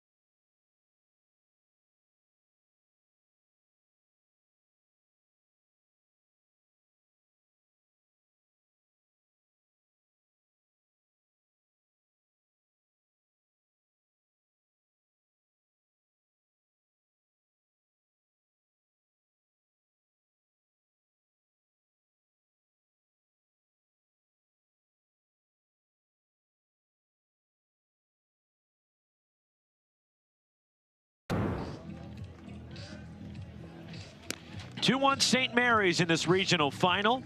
As we move to the home half of the 5th inning, and we're joined by the head coach of the Gales, and Eric Valenzuela, whose team shocked the college baseball world earlier today and by eliminating the #1 team in the country. And Eric, how do you turn the page? It's such a tight turnaround considering you went extra innings earlier. What's the key for you to turn the page and get this team refocused for another game? Well, I think the big benefit was doing it last weekend. You know, in Arizona, having that back-to-back games with San Francisco, it's a long day. So you just, I mean, there's no time to think. You just got to keep going. And, you know, after that emotional win, you got to come back and clear it. And you're playing a good team who's hungry, wants to get to the Super Regional. So our guys are playing good. It's a good game.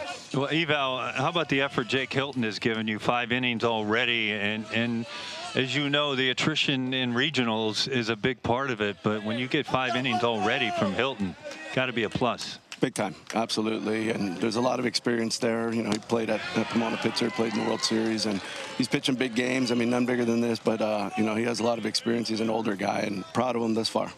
Experience, how critical in a tournament like this? Guys like Tanner Griffith and Jared Medham and Cody Kashimoto, they've been through this before. How much does that help? A ton, absolutely.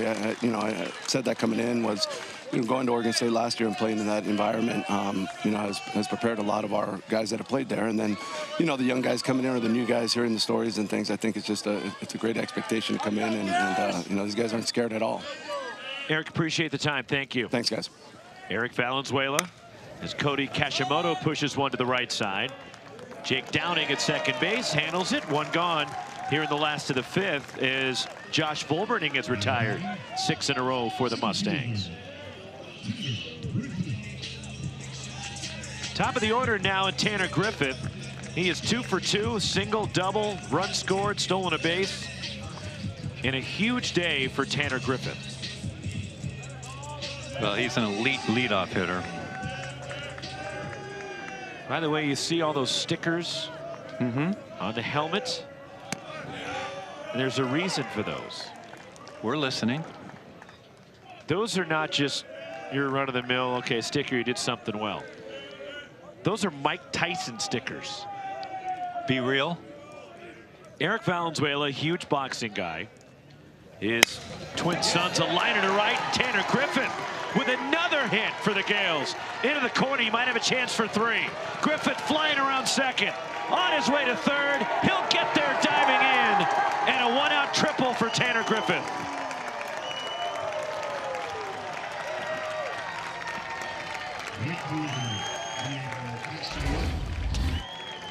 When you're gifted with elite speed, this is what can happen. This ball's right in front of Griffith. He makes up his mind right now, that he's going to end up over at third base.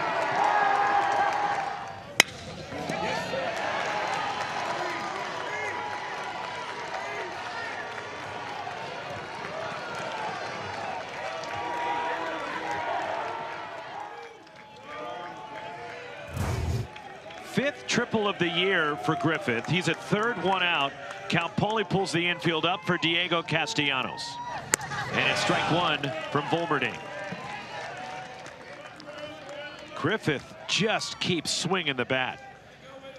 And Griffith, who had a huge WCC tournament, he had 2 triples last weekend and now has 1 here this weekend.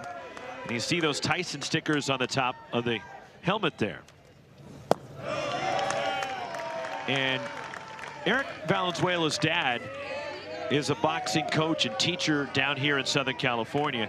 In fact, he was an assistant coach on the U.S. Olympic team in 1984.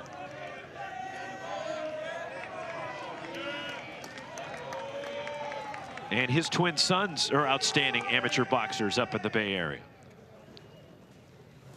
Castellanos sends it out of play. Activity in the bullpen for Cal Poly.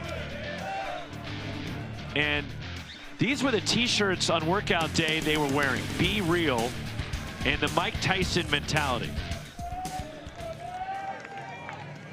Well, that mentality is basically 1 punch and you're gone.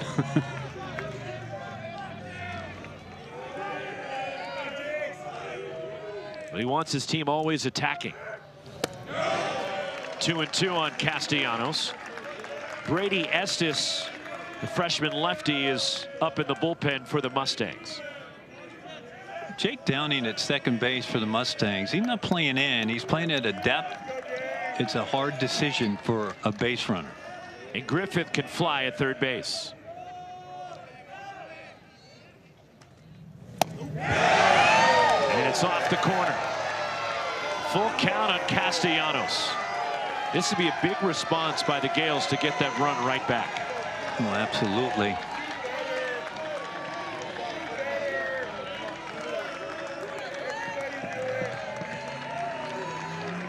Full count. 1 out. Volmerding. Struck him out. Big punch out for Josh Volmerding. His 7th strikeout. Real good slider. It's out of the zone and down. But these slide pieces from left-handers, from tall, lanky ones, they look like a strike about a foot from the dish. And then the bottom is gone. Now the infield can back up to normal depth with 2 outs. Makoa sniffing an RBI single in the 3rd. He is 1 for 2. 2-1 Gales. Sniffing, fly ball left field, way up into the air, towering to Dante Bikini. He waits for it to come down. Side retired, and Volmerding pitches around that triple. 2-1 Gales to the 6th.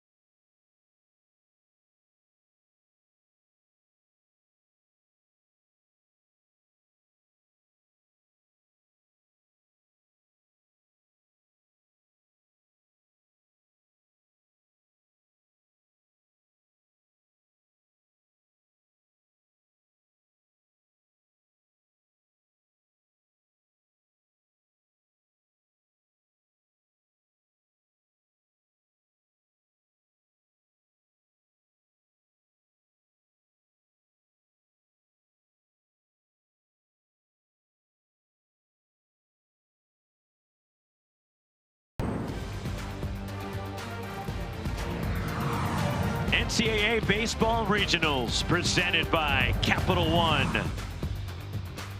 Game 6, the regional final in Los Angeles between Cal Poly and St. Mary's. And our 2 starting pitchers tonight working into the 6th. Jake Hilton for the Gales, Josh Volmerding for Cal Poly.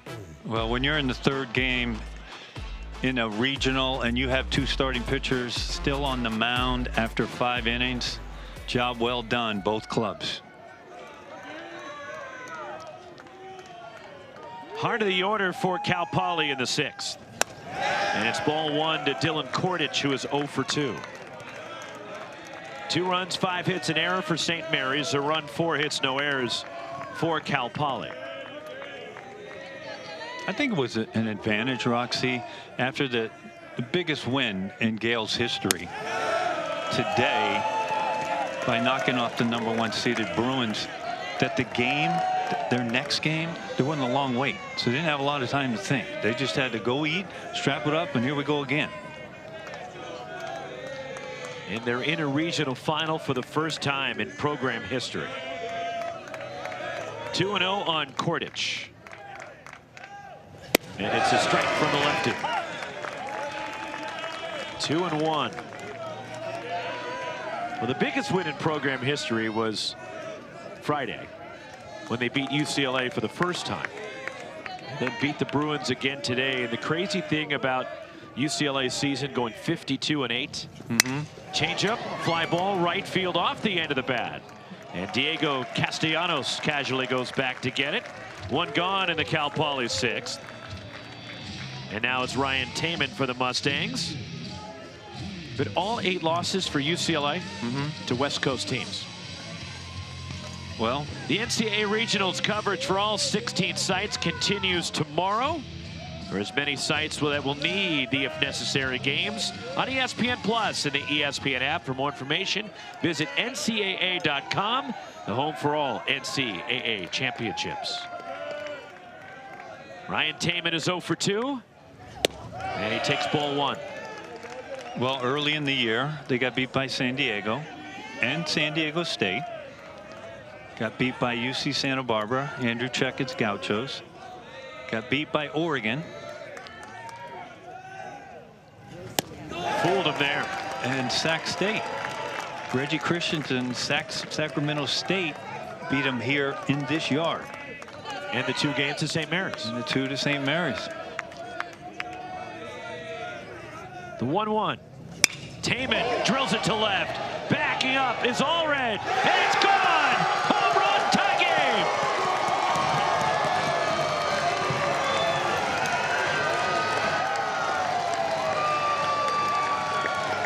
Ryan Taman has tied the single season Cal Poly home run record. His 18th and a 2-2 game in the 6th.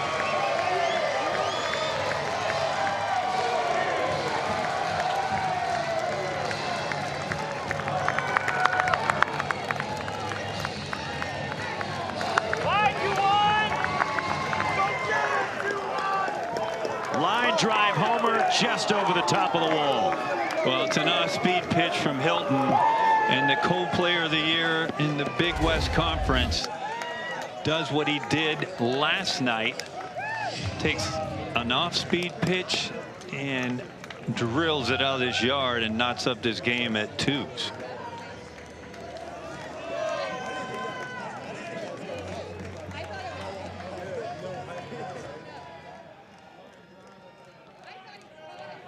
Laser off the bat of Taman.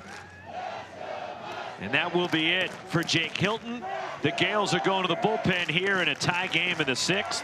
Hilton gives way after 5 1/3.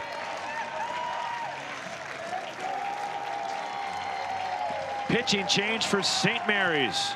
David Roberts coming out of the bullpen. 2-2 in the 6th regional final in LA.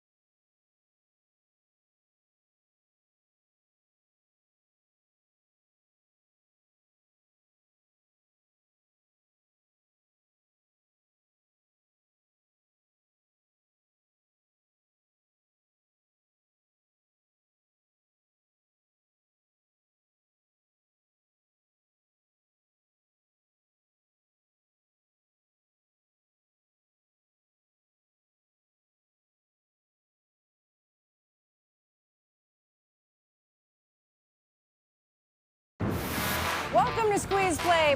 All the highlights, all the big moments.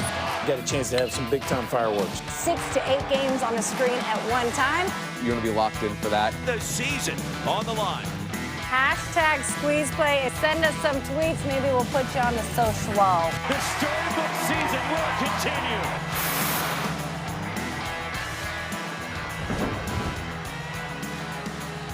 The Los Angeles Regional Bracket. Regional final, Cal Poly and St. Mary's. The Los Angeles Regional will square off against the Morgantown Regional winner in the Super Regional next weekend, which is a best 2 out of 3. Jake Hilton, 5 1/3 innings for St. Mary's tonight, 79 pitches for the grad transfer from Pomona Pitzer, giving up 2 runs on 5 hits. And now turns it over to David Roberts and the bullpen for the Gales. And Roberts pitched a 1-2-3 10th inning earlier today and got the win earlier against UCLA, and now works in the nightcap for the Gales as well.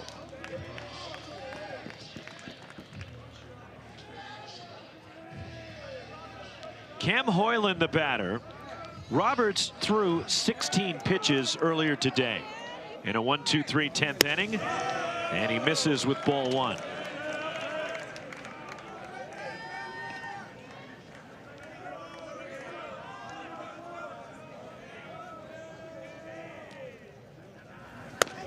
Two and 0 as Roberts missing outside. A single back in the second for Hoyland. Roberts, who redshirted last year at Arizona State. And the Northern California native transferred back near home to go to St. Mary's in Moraga. And it's 3-0.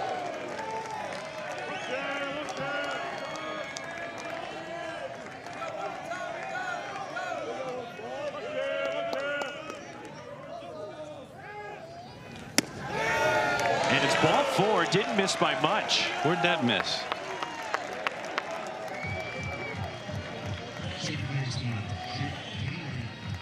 And a walk, and Hoyland is on for Jake Downing. Mike Morris, plate umpire. Sure looks like it gets a lot of the inside part of the plate, but could be more of Ian Armstrong glove work behind the dish. One out, Hoyland at first. Jake Downing a couple of flyouts, 0 for 2.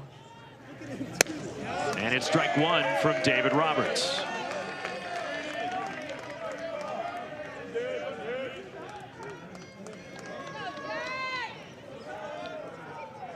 Eric Valenzuela got a solid start from Jake Hilton. Now the bullpen is in there.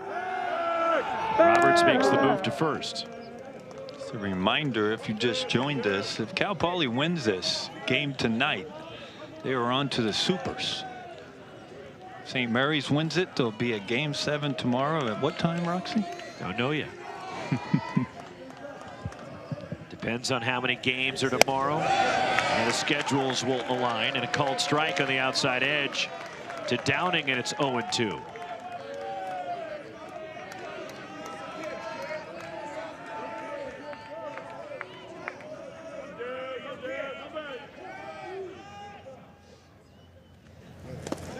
In the dirt, scooped up by Ian Armstrong.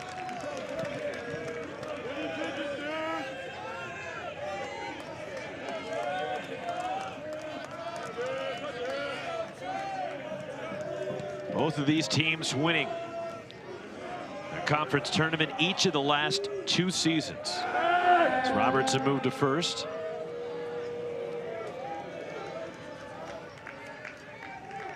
Neither St. Mary's nor Cal Poly has ever been to a super regional. And the Gales in a regional final for the first time. 2-2 the count on Downing. Both their conferences will take on a new look over the next few years. As Gonzaga, who won the West Coast Conference, swing and a miss, struck out Downing, and there's 2 outs as Roberts gets the first strikeout by St. Mary's pitching tonight. And now it's Casey Murray Jr. for the Mustangs. Real good slider from Roberts. Perfectly located on the outside part of the dish. Murray singled and scored in the 5th. He is 1 for 2, 2 outs. And Hoyland the runner at first. But Gonzaga was 2 and out in the tournament, and St. Mary's getting the automatic bid for the WCC. But the Zags are leaving the West Coast Conference. And Gonzaga is headed to the new Pac-12 starting next year.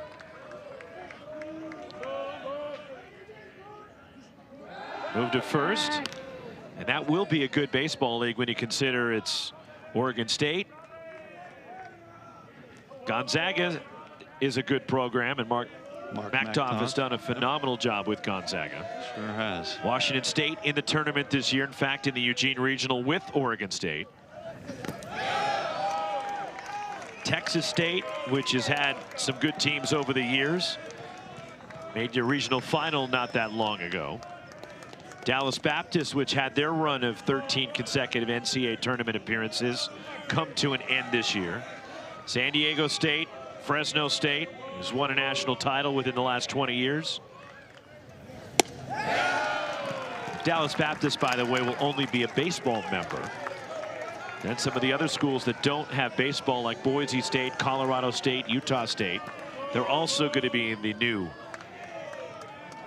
redesigned Pac-12. Called strike to Murray. But the old Pac-12 was pretty good. You think? It's pretty good. The teams have combined for 29 national championships. Yeah, pretty good. Pretty good. Pretty good. 3-1 to Murray. And it's high, and another walk. 2 on, 2 out. And it's Gavin Spiridonov coming up for the Mustangs.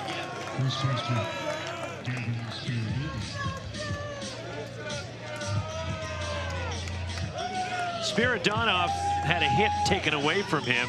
He was robbed at a diving play by Makoa Sniffen in the 5th. Hit by a pitch back in the 2nd. 2 on, 2 out in a 2-2 game.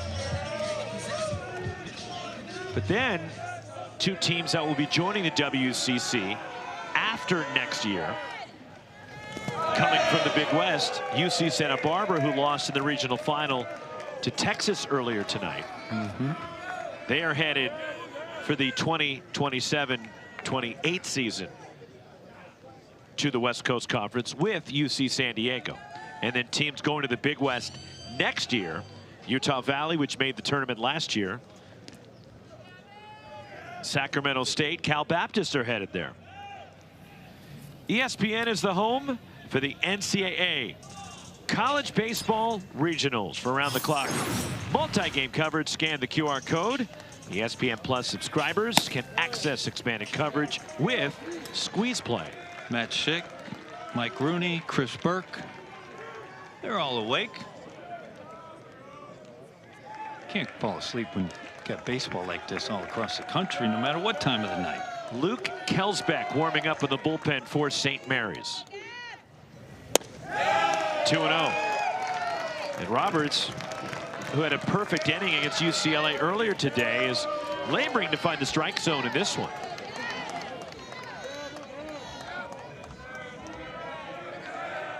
I take it back, that's Jake Nobles in the bullpen for St. Mary's. Drilled deep left field. Going! Gone! Gavin Spiridonov. 3-run shot. And it's 5-2 Cal Poly.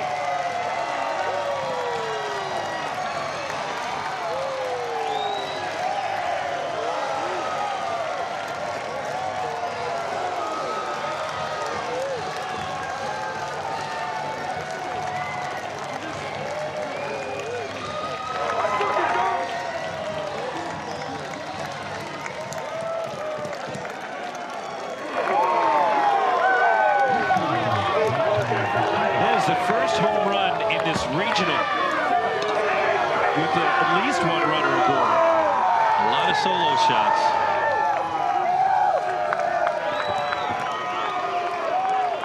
And a 4-run inning for the Mustangs.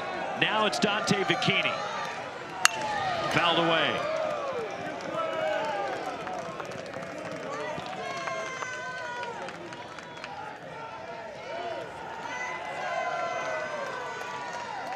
Fourth of the year for the freshman Spiridonov.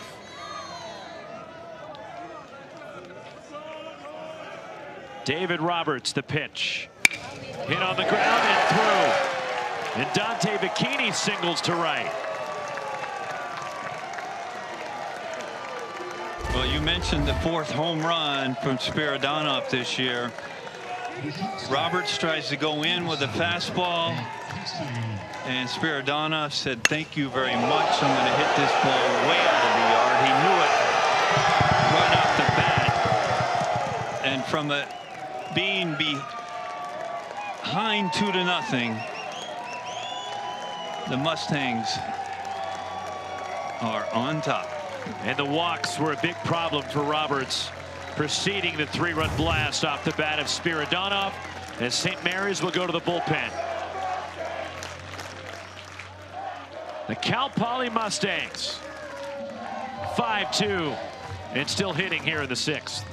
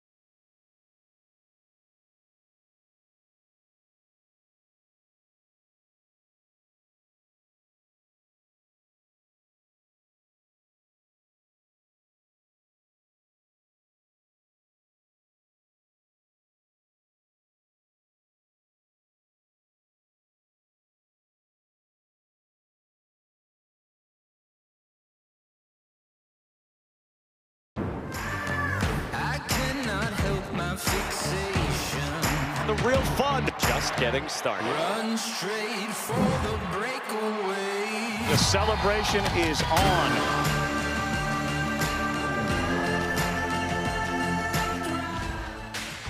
Men's College World Series starts June 12th.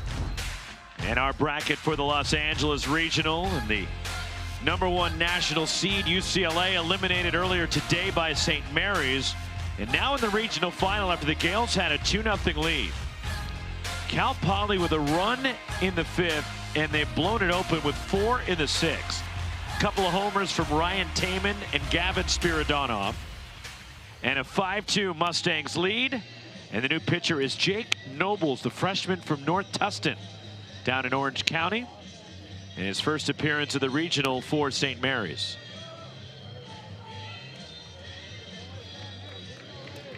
Numbers for Nobles on the year.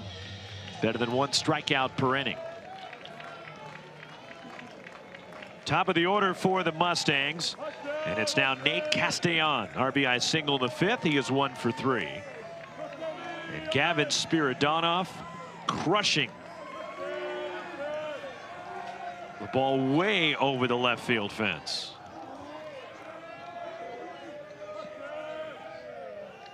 Nobles, who has made 4 starts this year, mostly in relief. And a called strike to Castellon.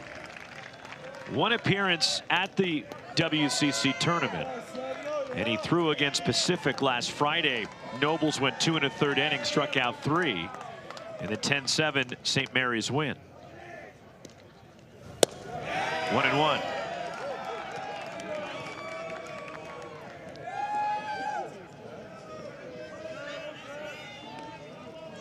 David Roberts could only get 1 out. And you're just wondering if he's running on fumes, considering it's his 2nd appearance of the day. Well, there's a pretty good chance. As emotional as his outing was in game 1, it is very, very hard to get back and refocus.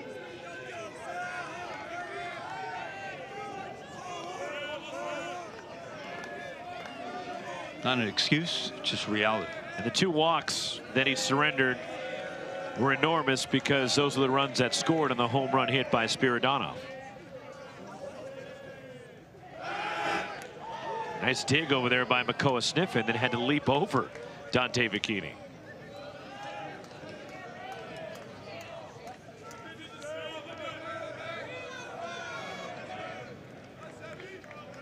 One and 2. Nobles, the pitch. Reaching for it and poking it foul, and just fighting it off was Castellon. Well, and that's a pretty good example why he's one of the hardest guys to strike out in the entire country. Good plate coverage. Tries to put the ball in play, as does most Larry Lee's clubs since he started being a head coach.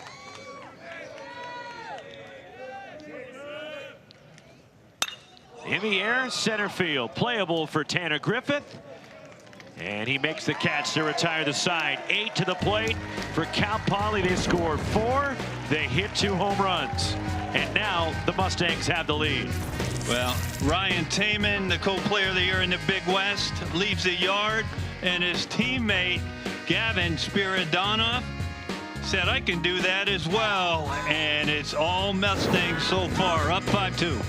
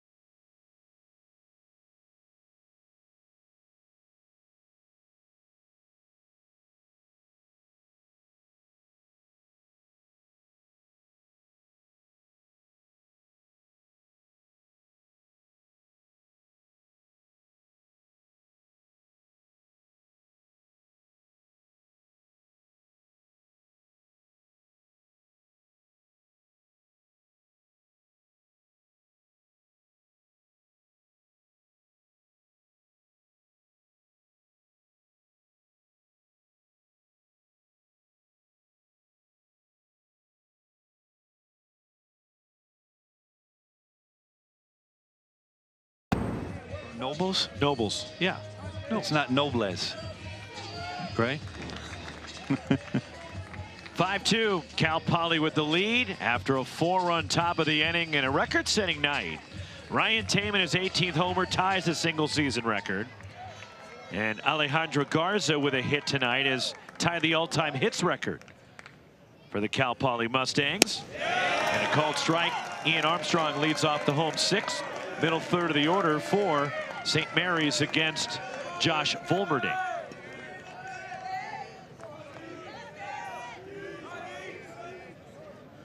Oh, 0-1 the count. Armstrong struck out twice today, 0 for 2.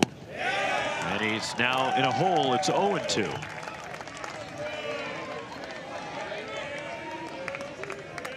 Real key inning. Get the shutdown in.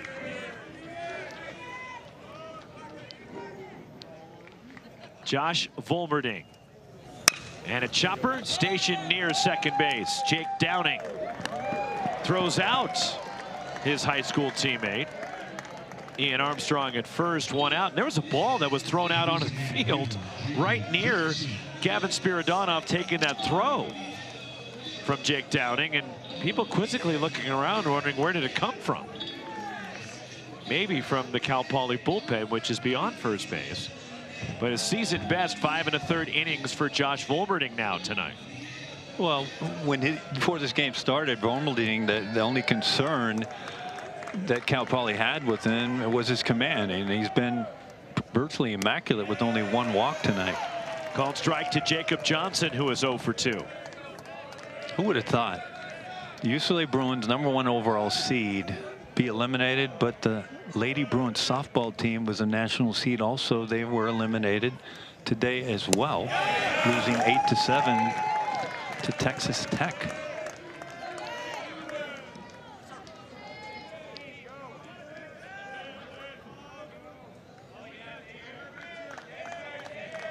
Now an offensive conference as Jack Meggs summons Jacob Johnson over to the third base side. 5-2 Cal Poly, and Josh Volmerding working strong here into the 6th tonight. Well, he can rush it up there at 95, 96, and then you see this changeup on the outside part. And when you can rush it up 96 and you have a changeup you can throw to right-handers on the outside part, I mean, that's advantage Volmerding when he's on. And you see four fly balls, 4 ground outs, and 7 punch outs. Fly ball center. Casey Murray Jr. had a little trouble, it looked like, at first with the twilight here in LA. Then was able to find it, and there's 2 gone. But we keep talking about it in the postseason. Forget what players have done prior to getting here, because you just never know. They all have ability, and they put it together at odd times throughout the year, and many times it's in the postseason. Ian Josephson, the batter. He walked and scored back in the second. He is 0 for 1. 2 gone, last of the 6th. Bunting, and the pitcher Volmerding fields and gets the out at first. As Josephson trying to sneak attack, it didn't work in a 1-2-3 inning for Josh Volmerding. 6 strong for the big lefty. 5-2 Cal Poly to the 7th.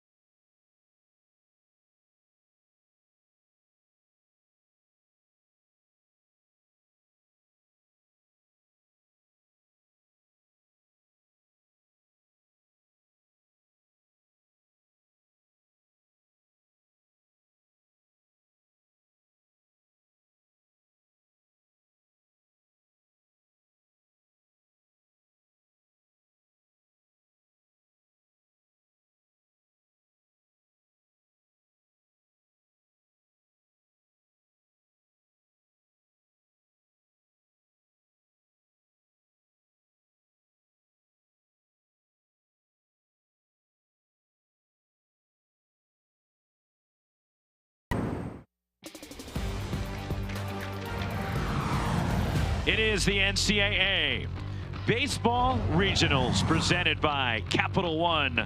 What's in your wallet? Look at downtown LA. Skyline, Hollywood Hills in the back. What 10 miles to the east, but Visibility's good tonight. it is good tonight, which is a rare occurrence for Southern You California. didn't have to say that. I'm just pointing out took facts. care of it. 5-2. Cal Poly with the lead over St. Mary's, top of the 7th. Jake Nobles continues. 2, 3, and 4 for the Mustangs, and a called strike to Alejandro Garza. 1 for 3. Garza singled back in the first.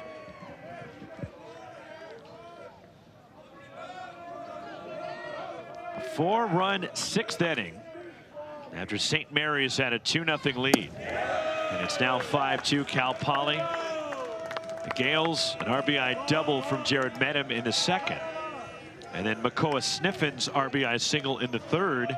And it stayed a 2-0 game until the 5th.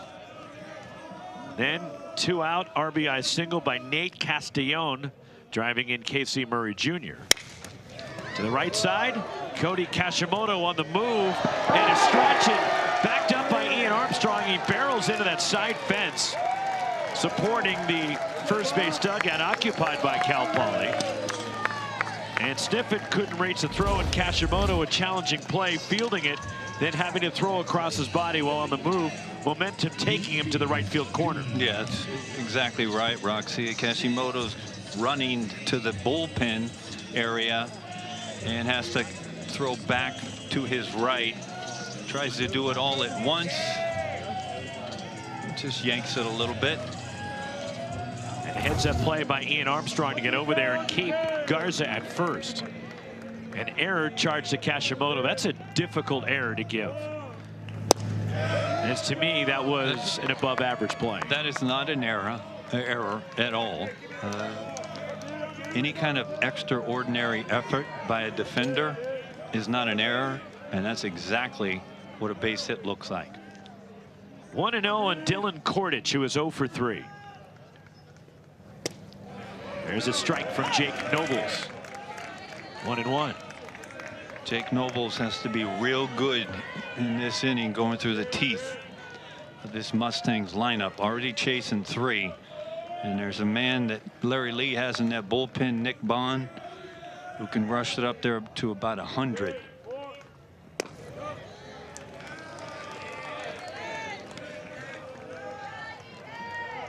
And the interesting thing about that ball that was hit by Garza, which was ruled an error on Kashimoto, if that's ruled a hit, he then becomes the all-time hits leader in Cal Poly history. I'm sure it'll be changed. Fly ball. Both the outfielders looked like they had a little trouble locating it, finding it then, and Tanner Griffith makes the catch over to right center. 1 out, and here is Ryan Taman, and Taman his last time left the yard.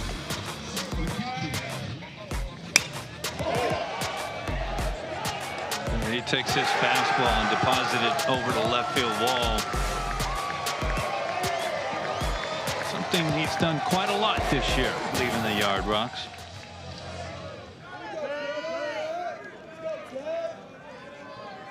One out, a runner at first. Taman his 18th homer, tying the Cal Poly single season record. And it's strike 1. What's different about tonight, Rocks, we started this regional Friday night. The marine layer had not come in until, and it seems to be coming in now. The ball's not carrying like it normally would. The marine layer coming in from the Pacific. The grass will get a little bit moist. Taman to left. And Allred runs it down, heading toward the corner, and scampering back to first is Alejandro Garza. And there's 2 outs now here in the 7th. Taman hits that ball in the first or second inning. Yeah, it's probably gone. There's no question about it. And for those of you wondering about the marine layer, now, I'm not a weather person, but when you're close to the Pacific, it's almost like a fog that comes in. There's a heavy air that will kind of move in. You see it here. Well, you see it up and down the coast. You see it, for example, at Oracle Park for Giants games. When the A's used to play at the Coliseum in Oakland, the marine layer would hover. Cal and Stanford games in the Bay Area. There's that marine layer. USF. But the grass will get wet. And we've seen it many times over the years where a pitcher will have to make a play in front of the mound and he will slip, and we'll see balls in the outfield. One hop. Kind of hydroplane out there. 1-1 the count on Cam Hoyland. But you know, thinking about, you mentioned up at Stanford, we've seen a lot up there with pitchers slipping off the mound. Or fly balls that just tend to die.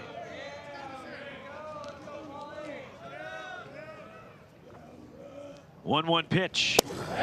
2-1 on Cam Hoyland. And fly balls that get lost in super regionals. Yeah, Texas. Unbelievable, the Texas Super Regional. The twilight is sunken diamond. That lost fly ball put Stanford in Omaha that year. Off the end of the bat, looped foul by Hoyland.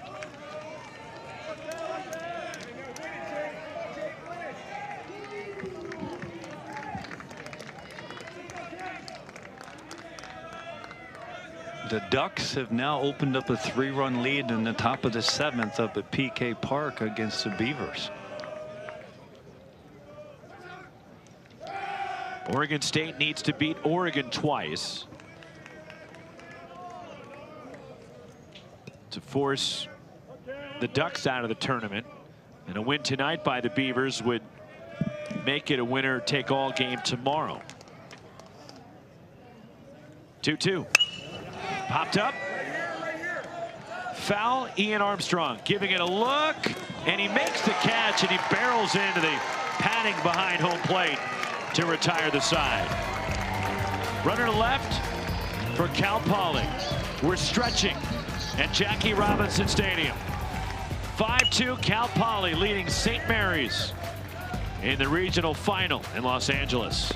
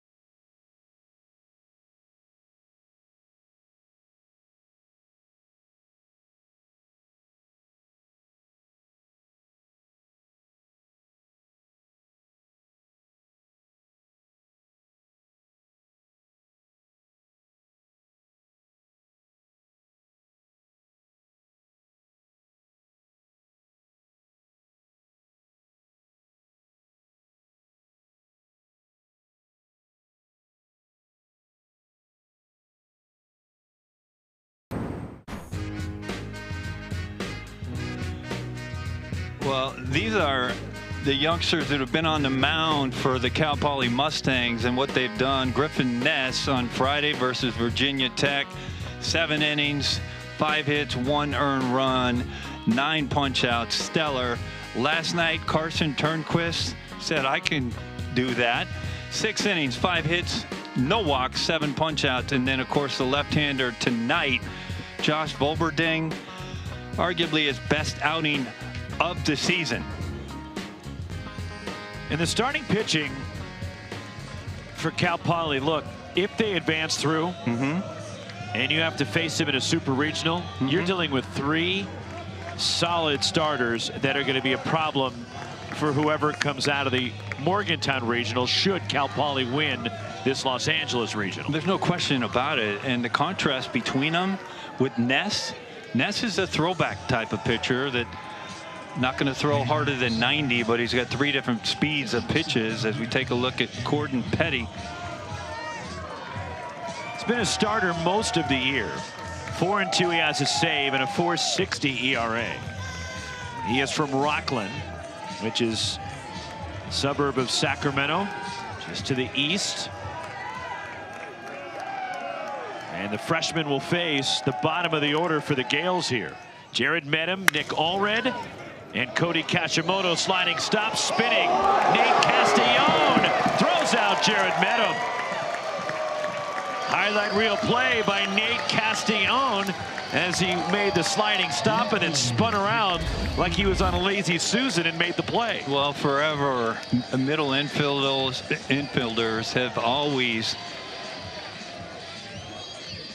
shocked me, but then not shocked me at their athleticism. They get to balls that nobody thinks they can get to. And look at him. This is the beauty of baseball, right? He's like, and Volberding is like, yeah, Nate, yeah. 1 out. And ball, no, strike 1 to Nick Allred, who is 0 for 2, a couple of flyouts. Last 5 St. Mary's outs have come on a total of 9 pitches between Volberding and now Corden Petty.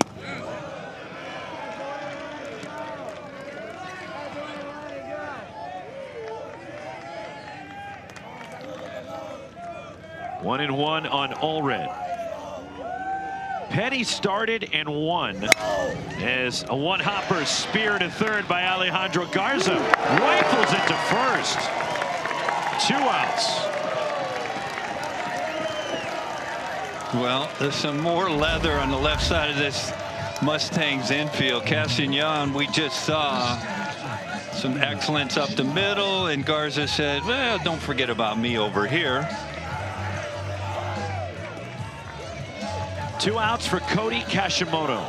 0 for 2, a strikeout and a ground out. 2 gone here in the bottom of the 7th. But Petty started the championship game against UC San Diego in Irvine last Sunday at Cicerone Field. He went 5 innings of scoreless baseball. He struck out 7. And he was the winning pitcher as Cal Poly won the Big West tournament. And Kashimoto fouls it off, and it's 0-2. It is so interesting, Roxy.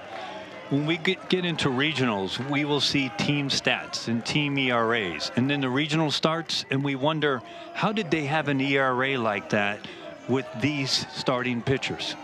Well, Volmerding missed a lot of time this year with an injury.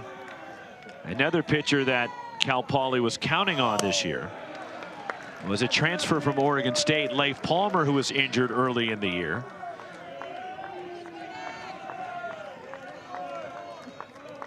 It also speaks to the depth of the Big West. Grounded to first, backing up. Fielded by Gavin Spiridonov, and getting over to first, Corden Petty. 1, 2, 3, go the Gales. We're through 7. 5-2, Cal Poly.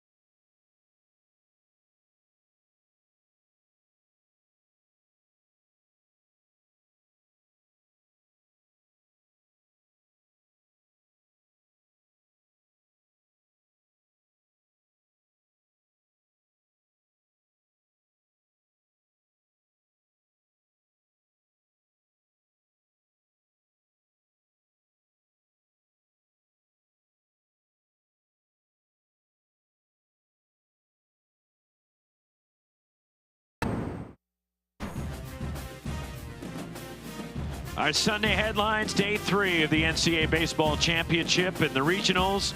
And how about the Hattiesburg Regional?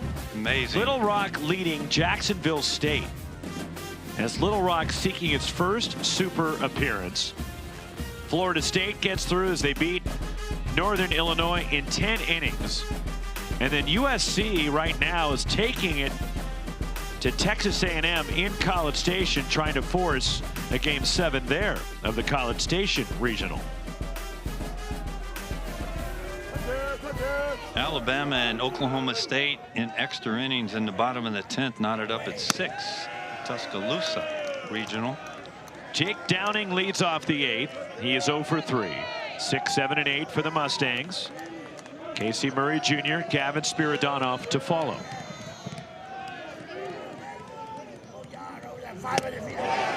1-1.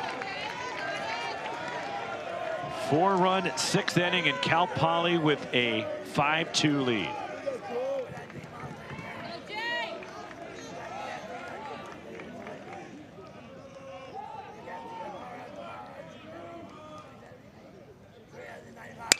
Line the other way.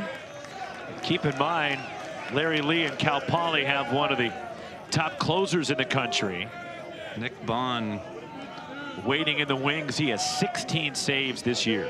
And yes, he can get up to triple digits. The question is, you know he's coming in this game, Roxy? You just don't know when Larry Lee's. 2-2 on Jake Downing. Going to do it.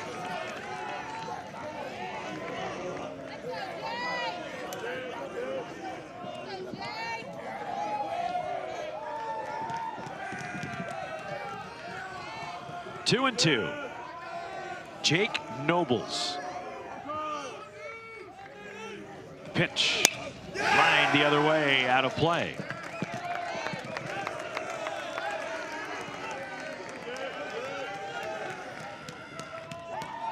Cal Poly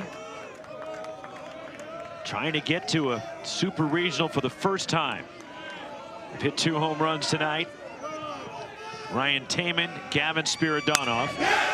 Another ball fought off by Jake Downing.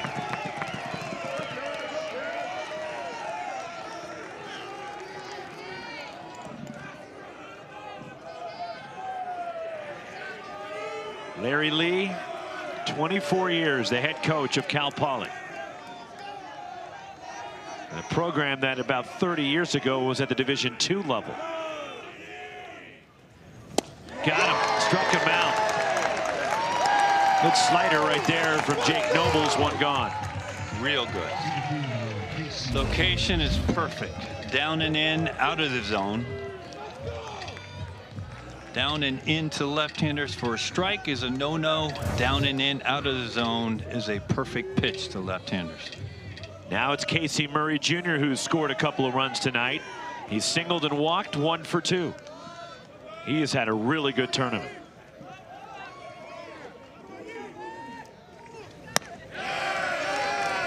It's Casey Murray Jr., the opener against Virginia Tech. He had 4 hits, drove in 2 runs, scored a run on Friday night. And then last night drove in 3 more in the 14-1 win. Fooled there.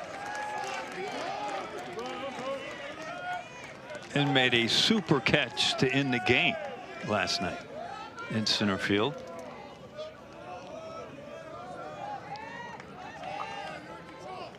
One and one on Murray. Jake Nobles, the pitch. And that's ball 2. 2-1 the count on Murray.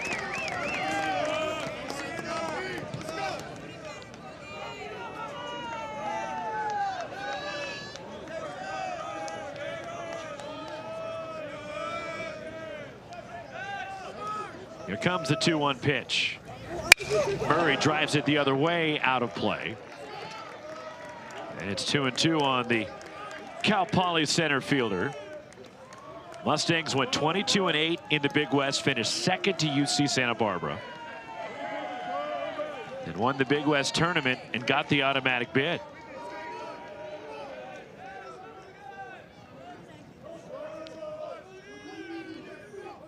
Here it comes. And Murray, a chopper near second base. Cody Kashimoto, and he skips the throw to first, not nearly in time. Infield hit for Murray. And a 1-out base runner for the Mustangs.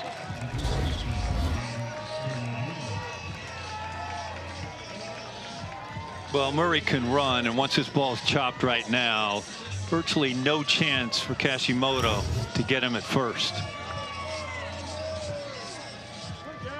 Here is Gavin Spiridonov, a long home run in the 6th. That gave Cal Poly the 3-run lead. Here it comes. And it's strike 1.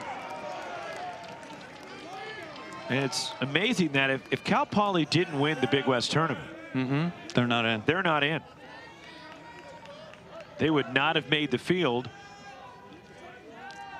UC Santa Barbara was going to be in regardless their of metrics. how the Big West tournament went, and they got bounced before the final, and the Gauchos ended up being a 2 seed at the Austin Regional. Yeah, UC Santa Barbara had some good wins early. They beat Southern Miss, a ranked team, and to second, Cody Kashimoto and it kicks off the heel of his glove. And everybody's safe. Casey Murray Jr. to second, and Spiridonov is on.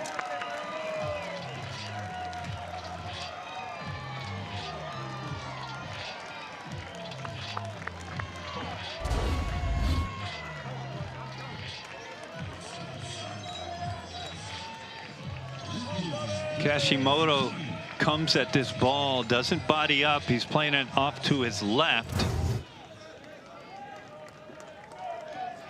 Error charge to Kashimoto. I should point out the play in the 7th inning that he was originally charged an error on, and that official scoring has changed. It is now Alejandro Garza a hit instead of reaching on the error. There's a chopper left side. Ian Josephson to Cody Kashimoto. The turn, not in time. They force the runner at second. Casey Murray Jr. to third. Runners at the corners for Cal Poly with 2 outs.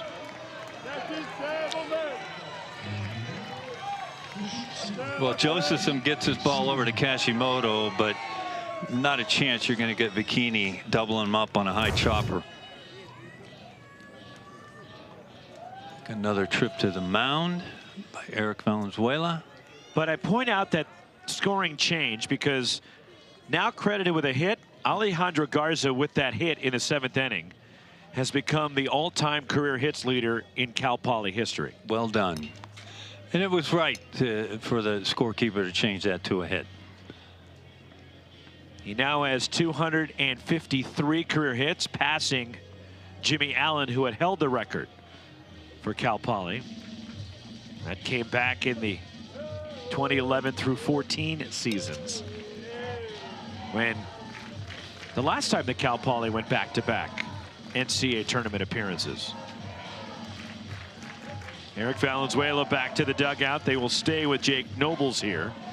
2 on, 2 out, and Nate Castellon is the batter.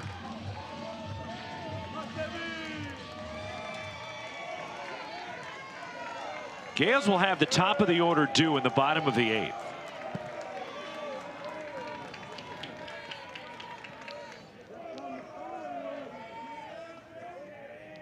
Castellon singled in the 5th and an RBI. He's 1 for 4 on the ground to second. Cody Kashimoto, some indecision, then flips to Jared Medham. They do get the force and retire the side. 1 hit, 1 error, 2 left. 5-2 Cal Poly to the bottom of the 8th.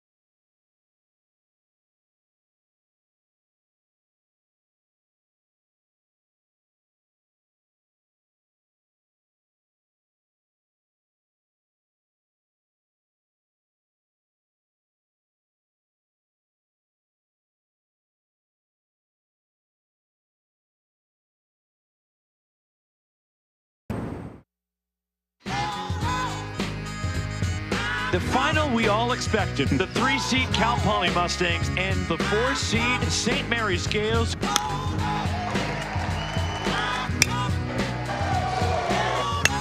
Three-run shot, and it's 5-2 Cal Poly. Bottom of the 8th, regional final, and the Cal Poly Mustangs seeking their first appearance in a Super Regional. They are 6 outs away, leading the St. Mary's Gales 5-2. Top of the order for St. Mary's, Corden Petty. And it's ball 1 to Tanner Griffith, who was 3 for 3. Single, double, triple, and he scored a run. Well, he's the catalyst of this offense. Leads the Gales in runs scored. And when he gets on, good things happen. And they did in game 1 today. Sometimes the biggest outs in a game come in the 8th. And this is the top of the order. Well, my guess, we talked about Nick Bond, one of the best closers in the country. He's up in the pen for the Mustangs. Larry Lee knows the importance of this inning, going right through the teeth of this Gales vaunted lineup, number third in the country in hitting. There is Bond tuning up. But my guess is Larry Lee is not going to let Petty. Strike 1 to Tanner Griffith. Get past one guy on.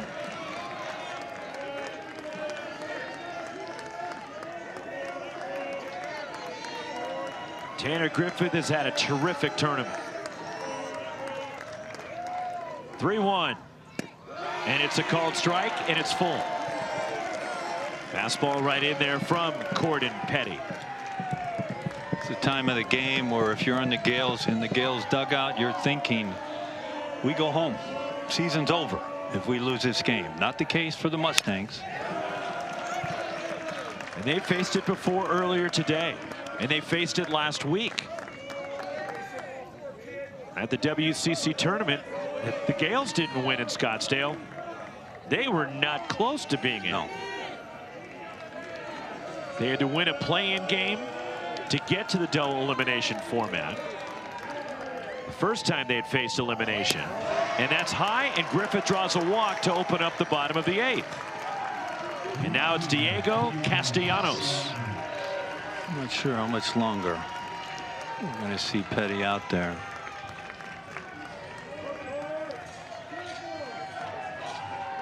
Diego Castellanos is 0 for 2 with a sacrifice, and probably his last chance to extend his West Coast Conference record 38-game hitting streak.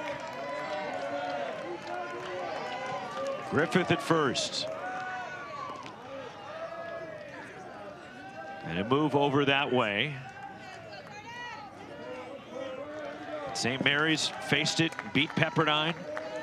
Then they went through the winners bracket, and after they lost the first game last Saturday at the WCC final, then they had the if necessary game, so they faced elimination again, and they held off a good USF team.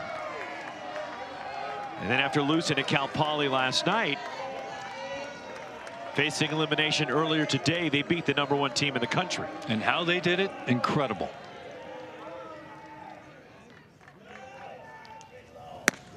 And a called strike to Castellanos. It's 1-1. Chasing one run with 2 outs, runner in scoring position, and Ian Armstrong bounces one over Molavai Lavu's glove into right field, tied it up. They win it in extras. Line foul by Castellanos. It hits off the light pole, and it ricochets out towards shallow left. He couldn't do that again if he tried. Not a chance.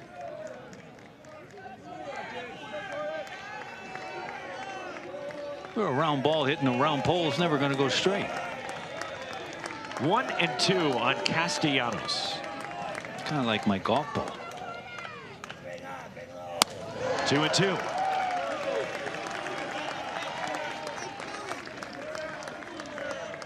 With the next 3 hitters for the Gales all being right-handed, yes, Petty is right-handed, but the next 3 hitters have Nick Bond written all over them. Runner goes, ground ball, left field, and the hitting streak continues for Castellanos. And what could be his final at bat, he grounds one the other way with the shortstop Castellanos vacating with the hit and run put on.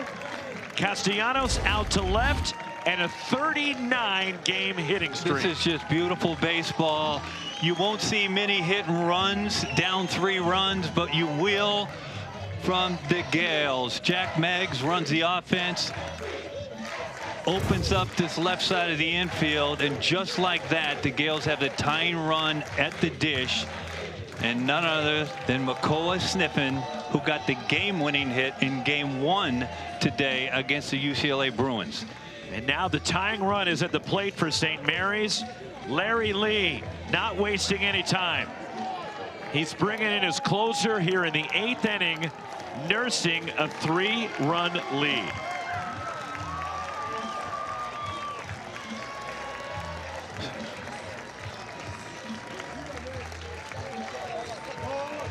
Tonight's Capital One rewarding performance.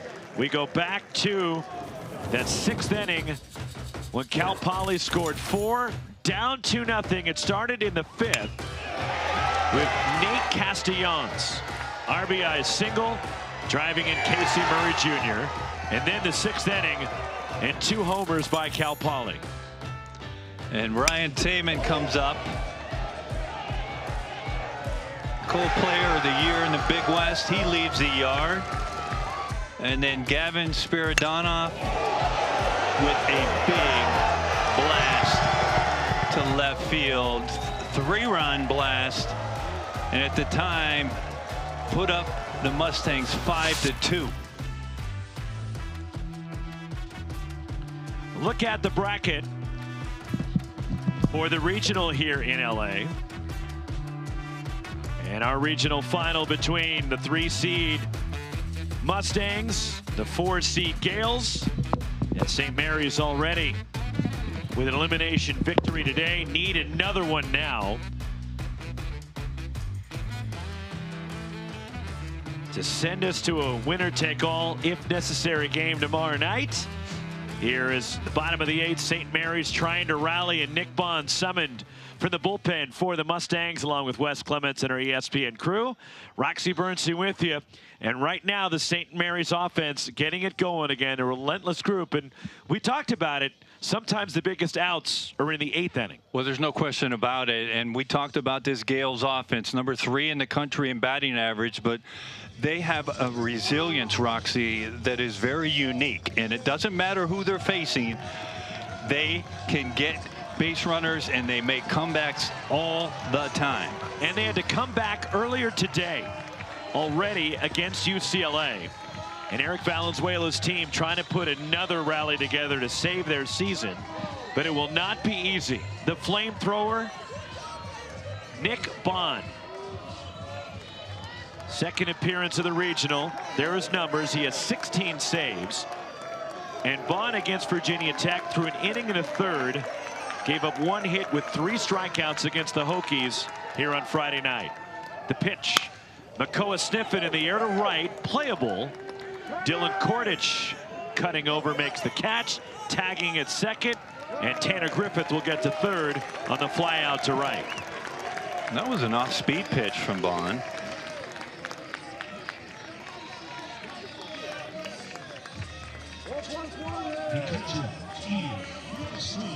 One out, runners at the corners. And now it's Makoa, or rather, it's Ian Armstrong after Sniffen just flew out. Now, if you're playing defense for the Mustangs, the only runner you're concerned about is the man at the plate. You need to make sure on any ball hit to you on a hit that you keep him out off of second base. Strike one as Armstrong is 0 for 3 tonight.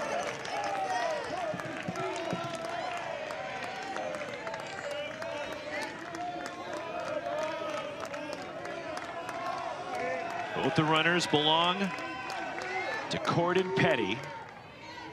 The pitch. 0-2. It almost seems it's not fair, right? We talk about how hard he throws, and then he just has this nasty slide piece to go with it. Transfer from Dallas Baptist. Started his college career at Pepperdine. On appeal, no swing. 1-2 on Ian Armstrong.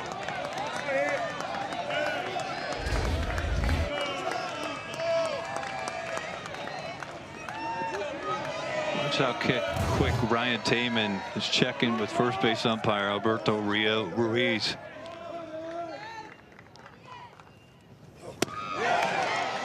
Two and 2. 98 from Bond. 2 years at Pepperdine, then 1 year at Dallas Baptist. Contrast between that fastball and that slider is like 18 miles an hour. Ground ball left side at third. Alejandro Garza to second. On to first. Double play. Around the horn goes Cal Poly. And the Gales threatened but are turned away. 1 hit, 1 left. We go to the ninth. 5-2 Mustangs. One of the best closers shows us why, but the defense gets it done. Garza to Downing to Spiridonov.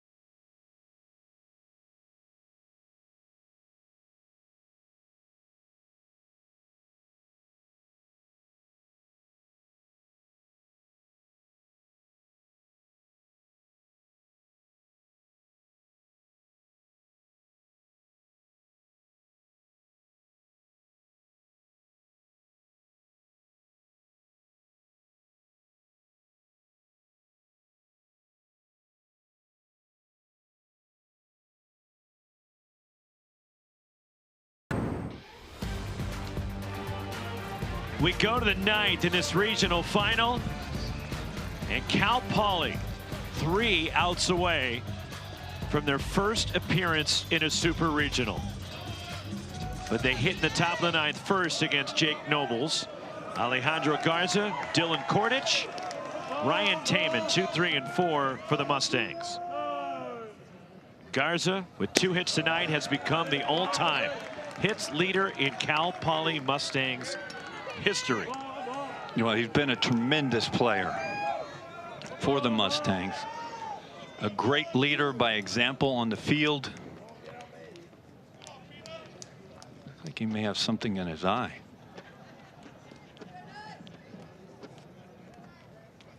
The athletic trainer for Cal Poly coming out to check on Garza. And how about the job Bond did to get out of that rally in the 8th? St. Mary's is threatening. They had 2 on, nobody out. 3, 4, and 5. Larry Lee goes to his bullpen, brings in his closer, and on 6 pitches, he gets the 3 outs and gets the Mustangs back into the dugout. Oh, yeah, he went right through Sniffen and Armstrong. He got the big double play, but this, it's when we talk about Nick Bond, we think velocity, right? He can get it up there in triple digits. He threw the majority of his pitches in that inning were sliders, and it's a filthy slider. And then emotion from number 28. Alejandro Garza ready to go. And the 1-strike pitch. And that's outside, 1-1. And Bond asked to get the final 6 outs. And he has done it frequently this year. He has got 6 out saves.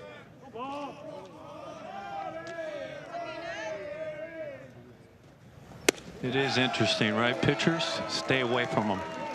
Don't come near them.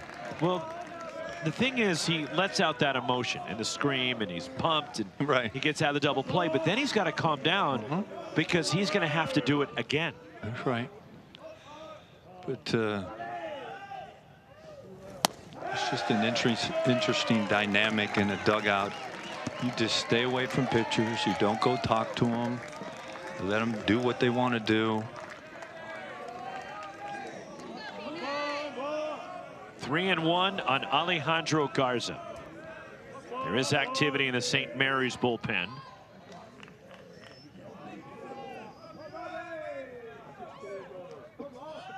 The pitch. Ground ball to short. Jared Medham handles it, and on to first. One gone in the ninth.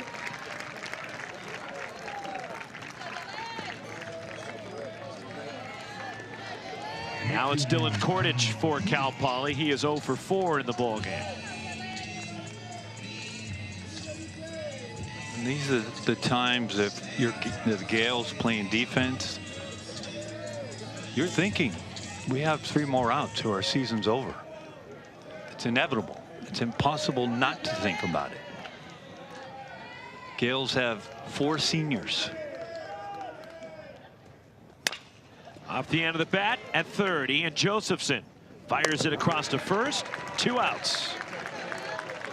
But In the bottom of the ninth, St. Mary's will have 5, 6, and 7 due. Jacob Johnson, Ian Josephson, Jared Medham. The Gales 4 seniors and 1 grad student. And they're all thinking, is this the last time I ever put on a Gales uniform? Down to 3 outs left in the season. Need to score at minimum 3 runs against one of the best closers in the country. 0-1 to Ryan Taman, who's homered tonight. That said, so was Huck from UCLA. One of the best closers.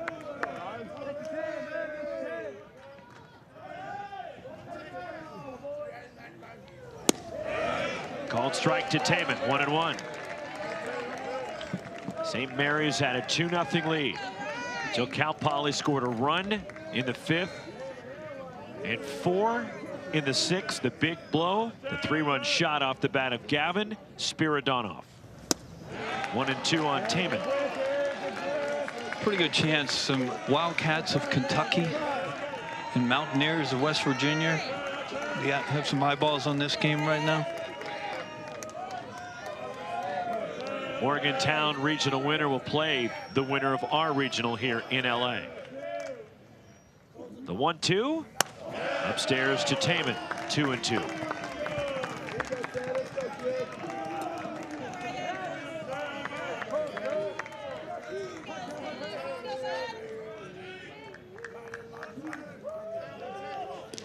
Jake Nobles has worked 3 innings of scoreless relief for the Gales. The pitch struck him out.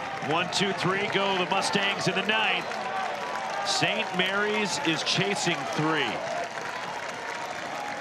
1-2-3 9th for Nobles and Larry Lee's team, 3 outs away from the first appearance in a super regional as a 3 seed in this Los Angeles regional. The Mustangs, the back-to-back Big West tournament champions. But they have a feisty St. Mary's team on the other side. And you know, 9th inning, they're going to try to make it interesting. And they clearly made it difficult on the #1 team in the country earlier today. They sure did. And this is what the Gales did in the 9th inning against one of the best closers in the country for UCLA and Hawk, Tanner Griffith.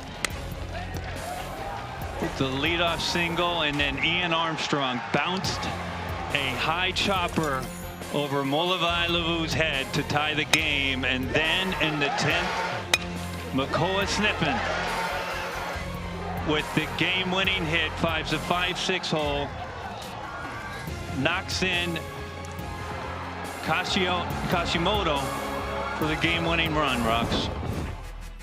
And St. Mary's stunning, the #1 team in the country. And the UCLA season ends at the hands of the St. Mary's Gales. And the regional bracket for Los Angeles. And the 3 and 4 seeds in this regional final. As we go to the bottom of the 9th with Wes Clements and our ESPN crew. Roxy Bernstein with you at Jackie Robinson Stadium. And Cal Poly is 3 outs away from going to their first Super Regional in their 5th NCAA tournament appearance. Jacob Johnson, Ian Josephson, Jared Medham, 5, 6, and 7 for St. Mary's. The bottom of the order has struggled, though, in this game against Cal Poly. The 5 through 9 hitters are combined 1 for 14 against the Mustangs. Ball 1 on a slider from Nick Bond. Jacob Johnson 0 for 3 in the ballgame. Excuse me, Rocks. The key to this inning for Nick Bond is getting Jacob Johnson, the leadoff hitter of this inning. Fastball, called strike. 98 from Bond. Johnson homered in their first game today against UCLA. He has 3 homers in the regional. And he pops that one into the crowd. Gale's just trying to get base runners. They're trying to get the tying run at the dish and at minimum on deck. 1 and 2 on Johnson.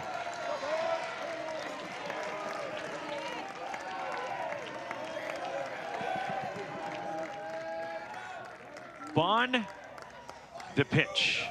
Foul straight back. Well, this is good old-fashioned hardball right there. 98. And Jacob Johnson, big, powerful young man, left the yard 3 times in his regional already with a big hack.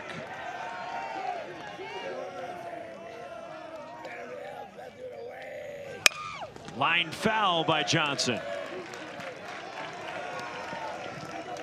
99 from Nick Bond. And it looked 99. You could see it? Well, based on where it was fouled off by Johnson into his dugout, a little tardy. But again, that's in on his hands. On the ground, past third, but foul. That was the slider from Bond. It was. It got too much of the plate. Bond wanted on the outside part. Good job by Johnson staying alive, just getting his bat on the ball.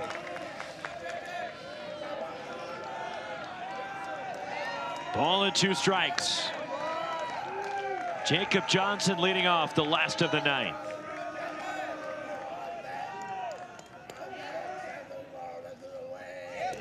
In the dirt, gets away from Taman. It's 2 and 2. Just 1 base runner getting on for the Gales. Will give the Gales dugout some life.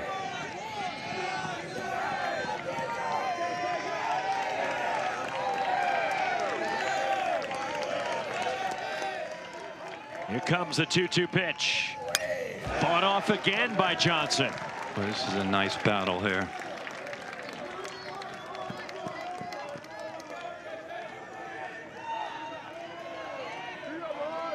Amazingly, leadoff batters against Bond, they're hitting .429.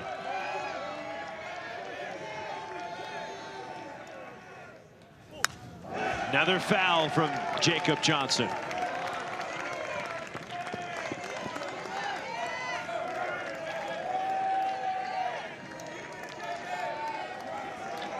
Two and 2. A long battle. 9th pitch of the at-bat to Johnson. Here it comes. Got it. Finally puts him away with a slider.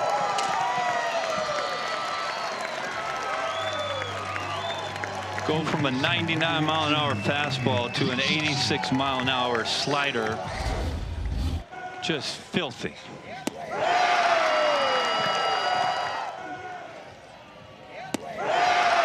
One gone. The leadoff man retired. Now it's Ian Josephson, who's 0 for 2 with a walk. He has scored a run tonight. Bond, the pitch. That's ball one.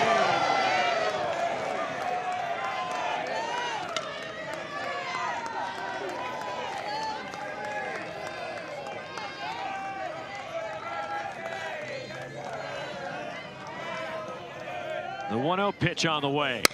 Over the mound near second. Ranging over, a sliding stop. Throwing to first. Nate Castellón. 2 outs in the ninth. Another brilliant play by the Cal Poly shortstop. Well, Nate goes on the second base side of the bag and does a pirouette and throws a strike over to Sniffen at first. Just tremendous play by Castellón. These middle guys are amazing. How athletic they are. Now it's the senior Jared Medham to try to keep it going for the Gales and Eric Valenzuela. Strike one. Medham an RBI double back in the second. He is 1 for 3.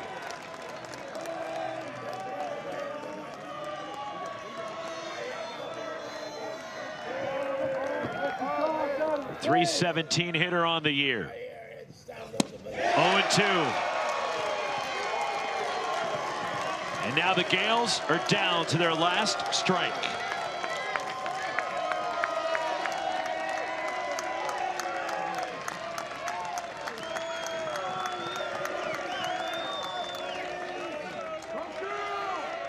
Nick Bond. And for the first time, the Cal Poly Mustangs are headed to a super regional.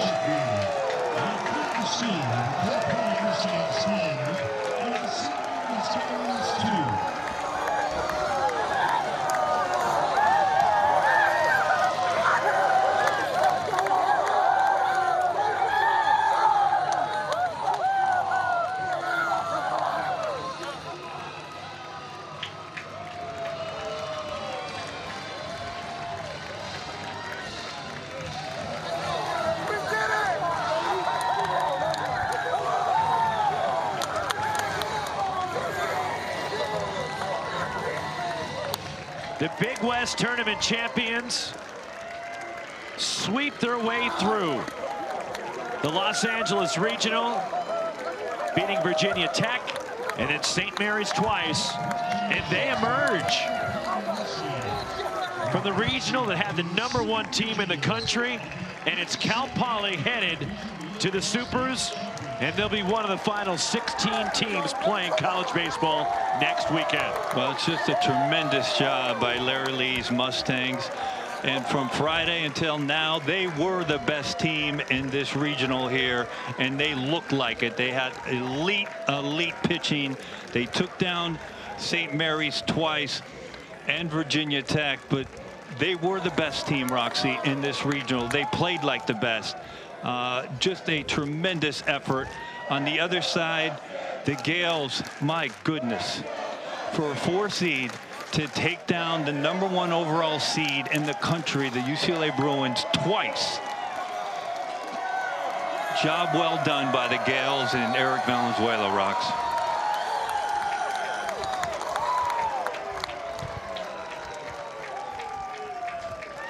The Cal Poly Mustangs. 39 wins now, and they will play either West Virginia or Kentucky. And the winner of the Morgantown Regional, should West Virginia win, the Mustangs will head to Morgantown. If Kentucky wins, gets interesting, huh? Then it gets interesting because they're both 3 seeds, and then it depends on the bid. And that's submitted to the NCAA by both Cal Poly and Kentucky. And it is interesting when you think about it, and you think about alumni of both fan bases, right? they both want to host that Super Regional if that's what happens in Morgantown, to where Kentucky does end up winning that. And that game 7 of the Morgantown Regional will be tomorrow. The dejection, you talk about the ultimate high and now the ultimate low for St. Mary's, and the roller coaster of emotions here in the span of about 4 hours. Well, that's what happens in the postseason in college athletics. And we talked about the 4 seniors the Gales have. No longer will they put on a Gales uniform, the one graduate player that they have. And again, anytime you're going to leave your brothers in any kind of sport, you're not going to strap it up anymore, and you're going to go on and go in and do, if you're seniors, you're going on to another part of your life. Some of them will go on to play pro ball, but this is a chapter in their life you can never get back when you leave it. First win of the season for Josh Volmerding, and then save number 17 for Nick Bond. And St. Mary's had a 2-0 lead going to the 5th when the Mustangs got a run on the RBI single by Nate Castellón. And then the difference was that 4-run 6th, the homer from Ryan Taman that tied the game, and then the 3-run shot by Gavin Spiridonov gave Cal Poly a 5-2 win. And the Cal Poly Mustangs cruise to the win behind the pitching of Volmerding, Corden Petty, and Nick Bond. Fired 2 perfect innings with a couple of strikeouts for his 17th save. And Larry Lee and the Mustangs are moving on out of this Los Angeles Regional. 24th year. 24th year for Larry Lee. As we welcome in the catcher for the Cal Poly Mustangs, who had a home run tonight, Ryan Taman, joining us. First of all, Ryan, congratulations. What a moment for you and your team. What does this mean to be able to win this regional and move on to the Super Regionals? This is what you play for, and thank you. Just super happy for the guys in this program. You know, it's been a very up and down year for us, and we're playing our best baseball late. So, I mean, what a feeling. You know, this is what you play for. It's been awesome. Ryan, you left California Bears baseball program to come down and play for Larry Lee. Could you have ever imagined when you left that you were going to be in this position? No, but it's what you worked for too. So very proud of our guys, and what an opportunity to play here. Being a local kid too, it's meant the world. You know, this jersey, you know, it means a lot putting it on every single day. So I don't take it for granted. Ryan, what did you see from your pitching this weekend, and especially the starters with Josh Volmerding tonight and Griffin Ness on Friday, and then Carson Turnquist as well? What have you seen from your starters here this weekend? Yeah, I mean, big West tourney, and now, I mean, they've just been attacking the zone and confident in their pitches and being able to throw multiple pitches for strikes. And, you know, we got talent, so it's just showing now. So happy for the guys. They're doing well. Well, congratulations. Enjoy it, and we look forward to watching you next week in the Supers. Thank you. I appreciate it. Go State.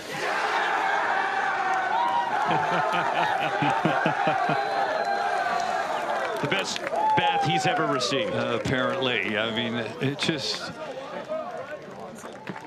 the single season home run record. Ryan Taman, who had a big offensive weekend as well, a phenomenal job behind the plate, as Taman homering twice in this regional.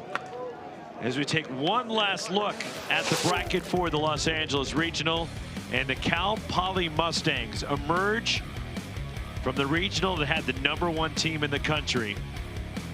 And it's the Big West tournament champs heading to the Super Regionals against either West Virginia or Kentucky. That's why we play the games, and that's why it's the best time of the year in college baseball, and the Mustangs are a big example why.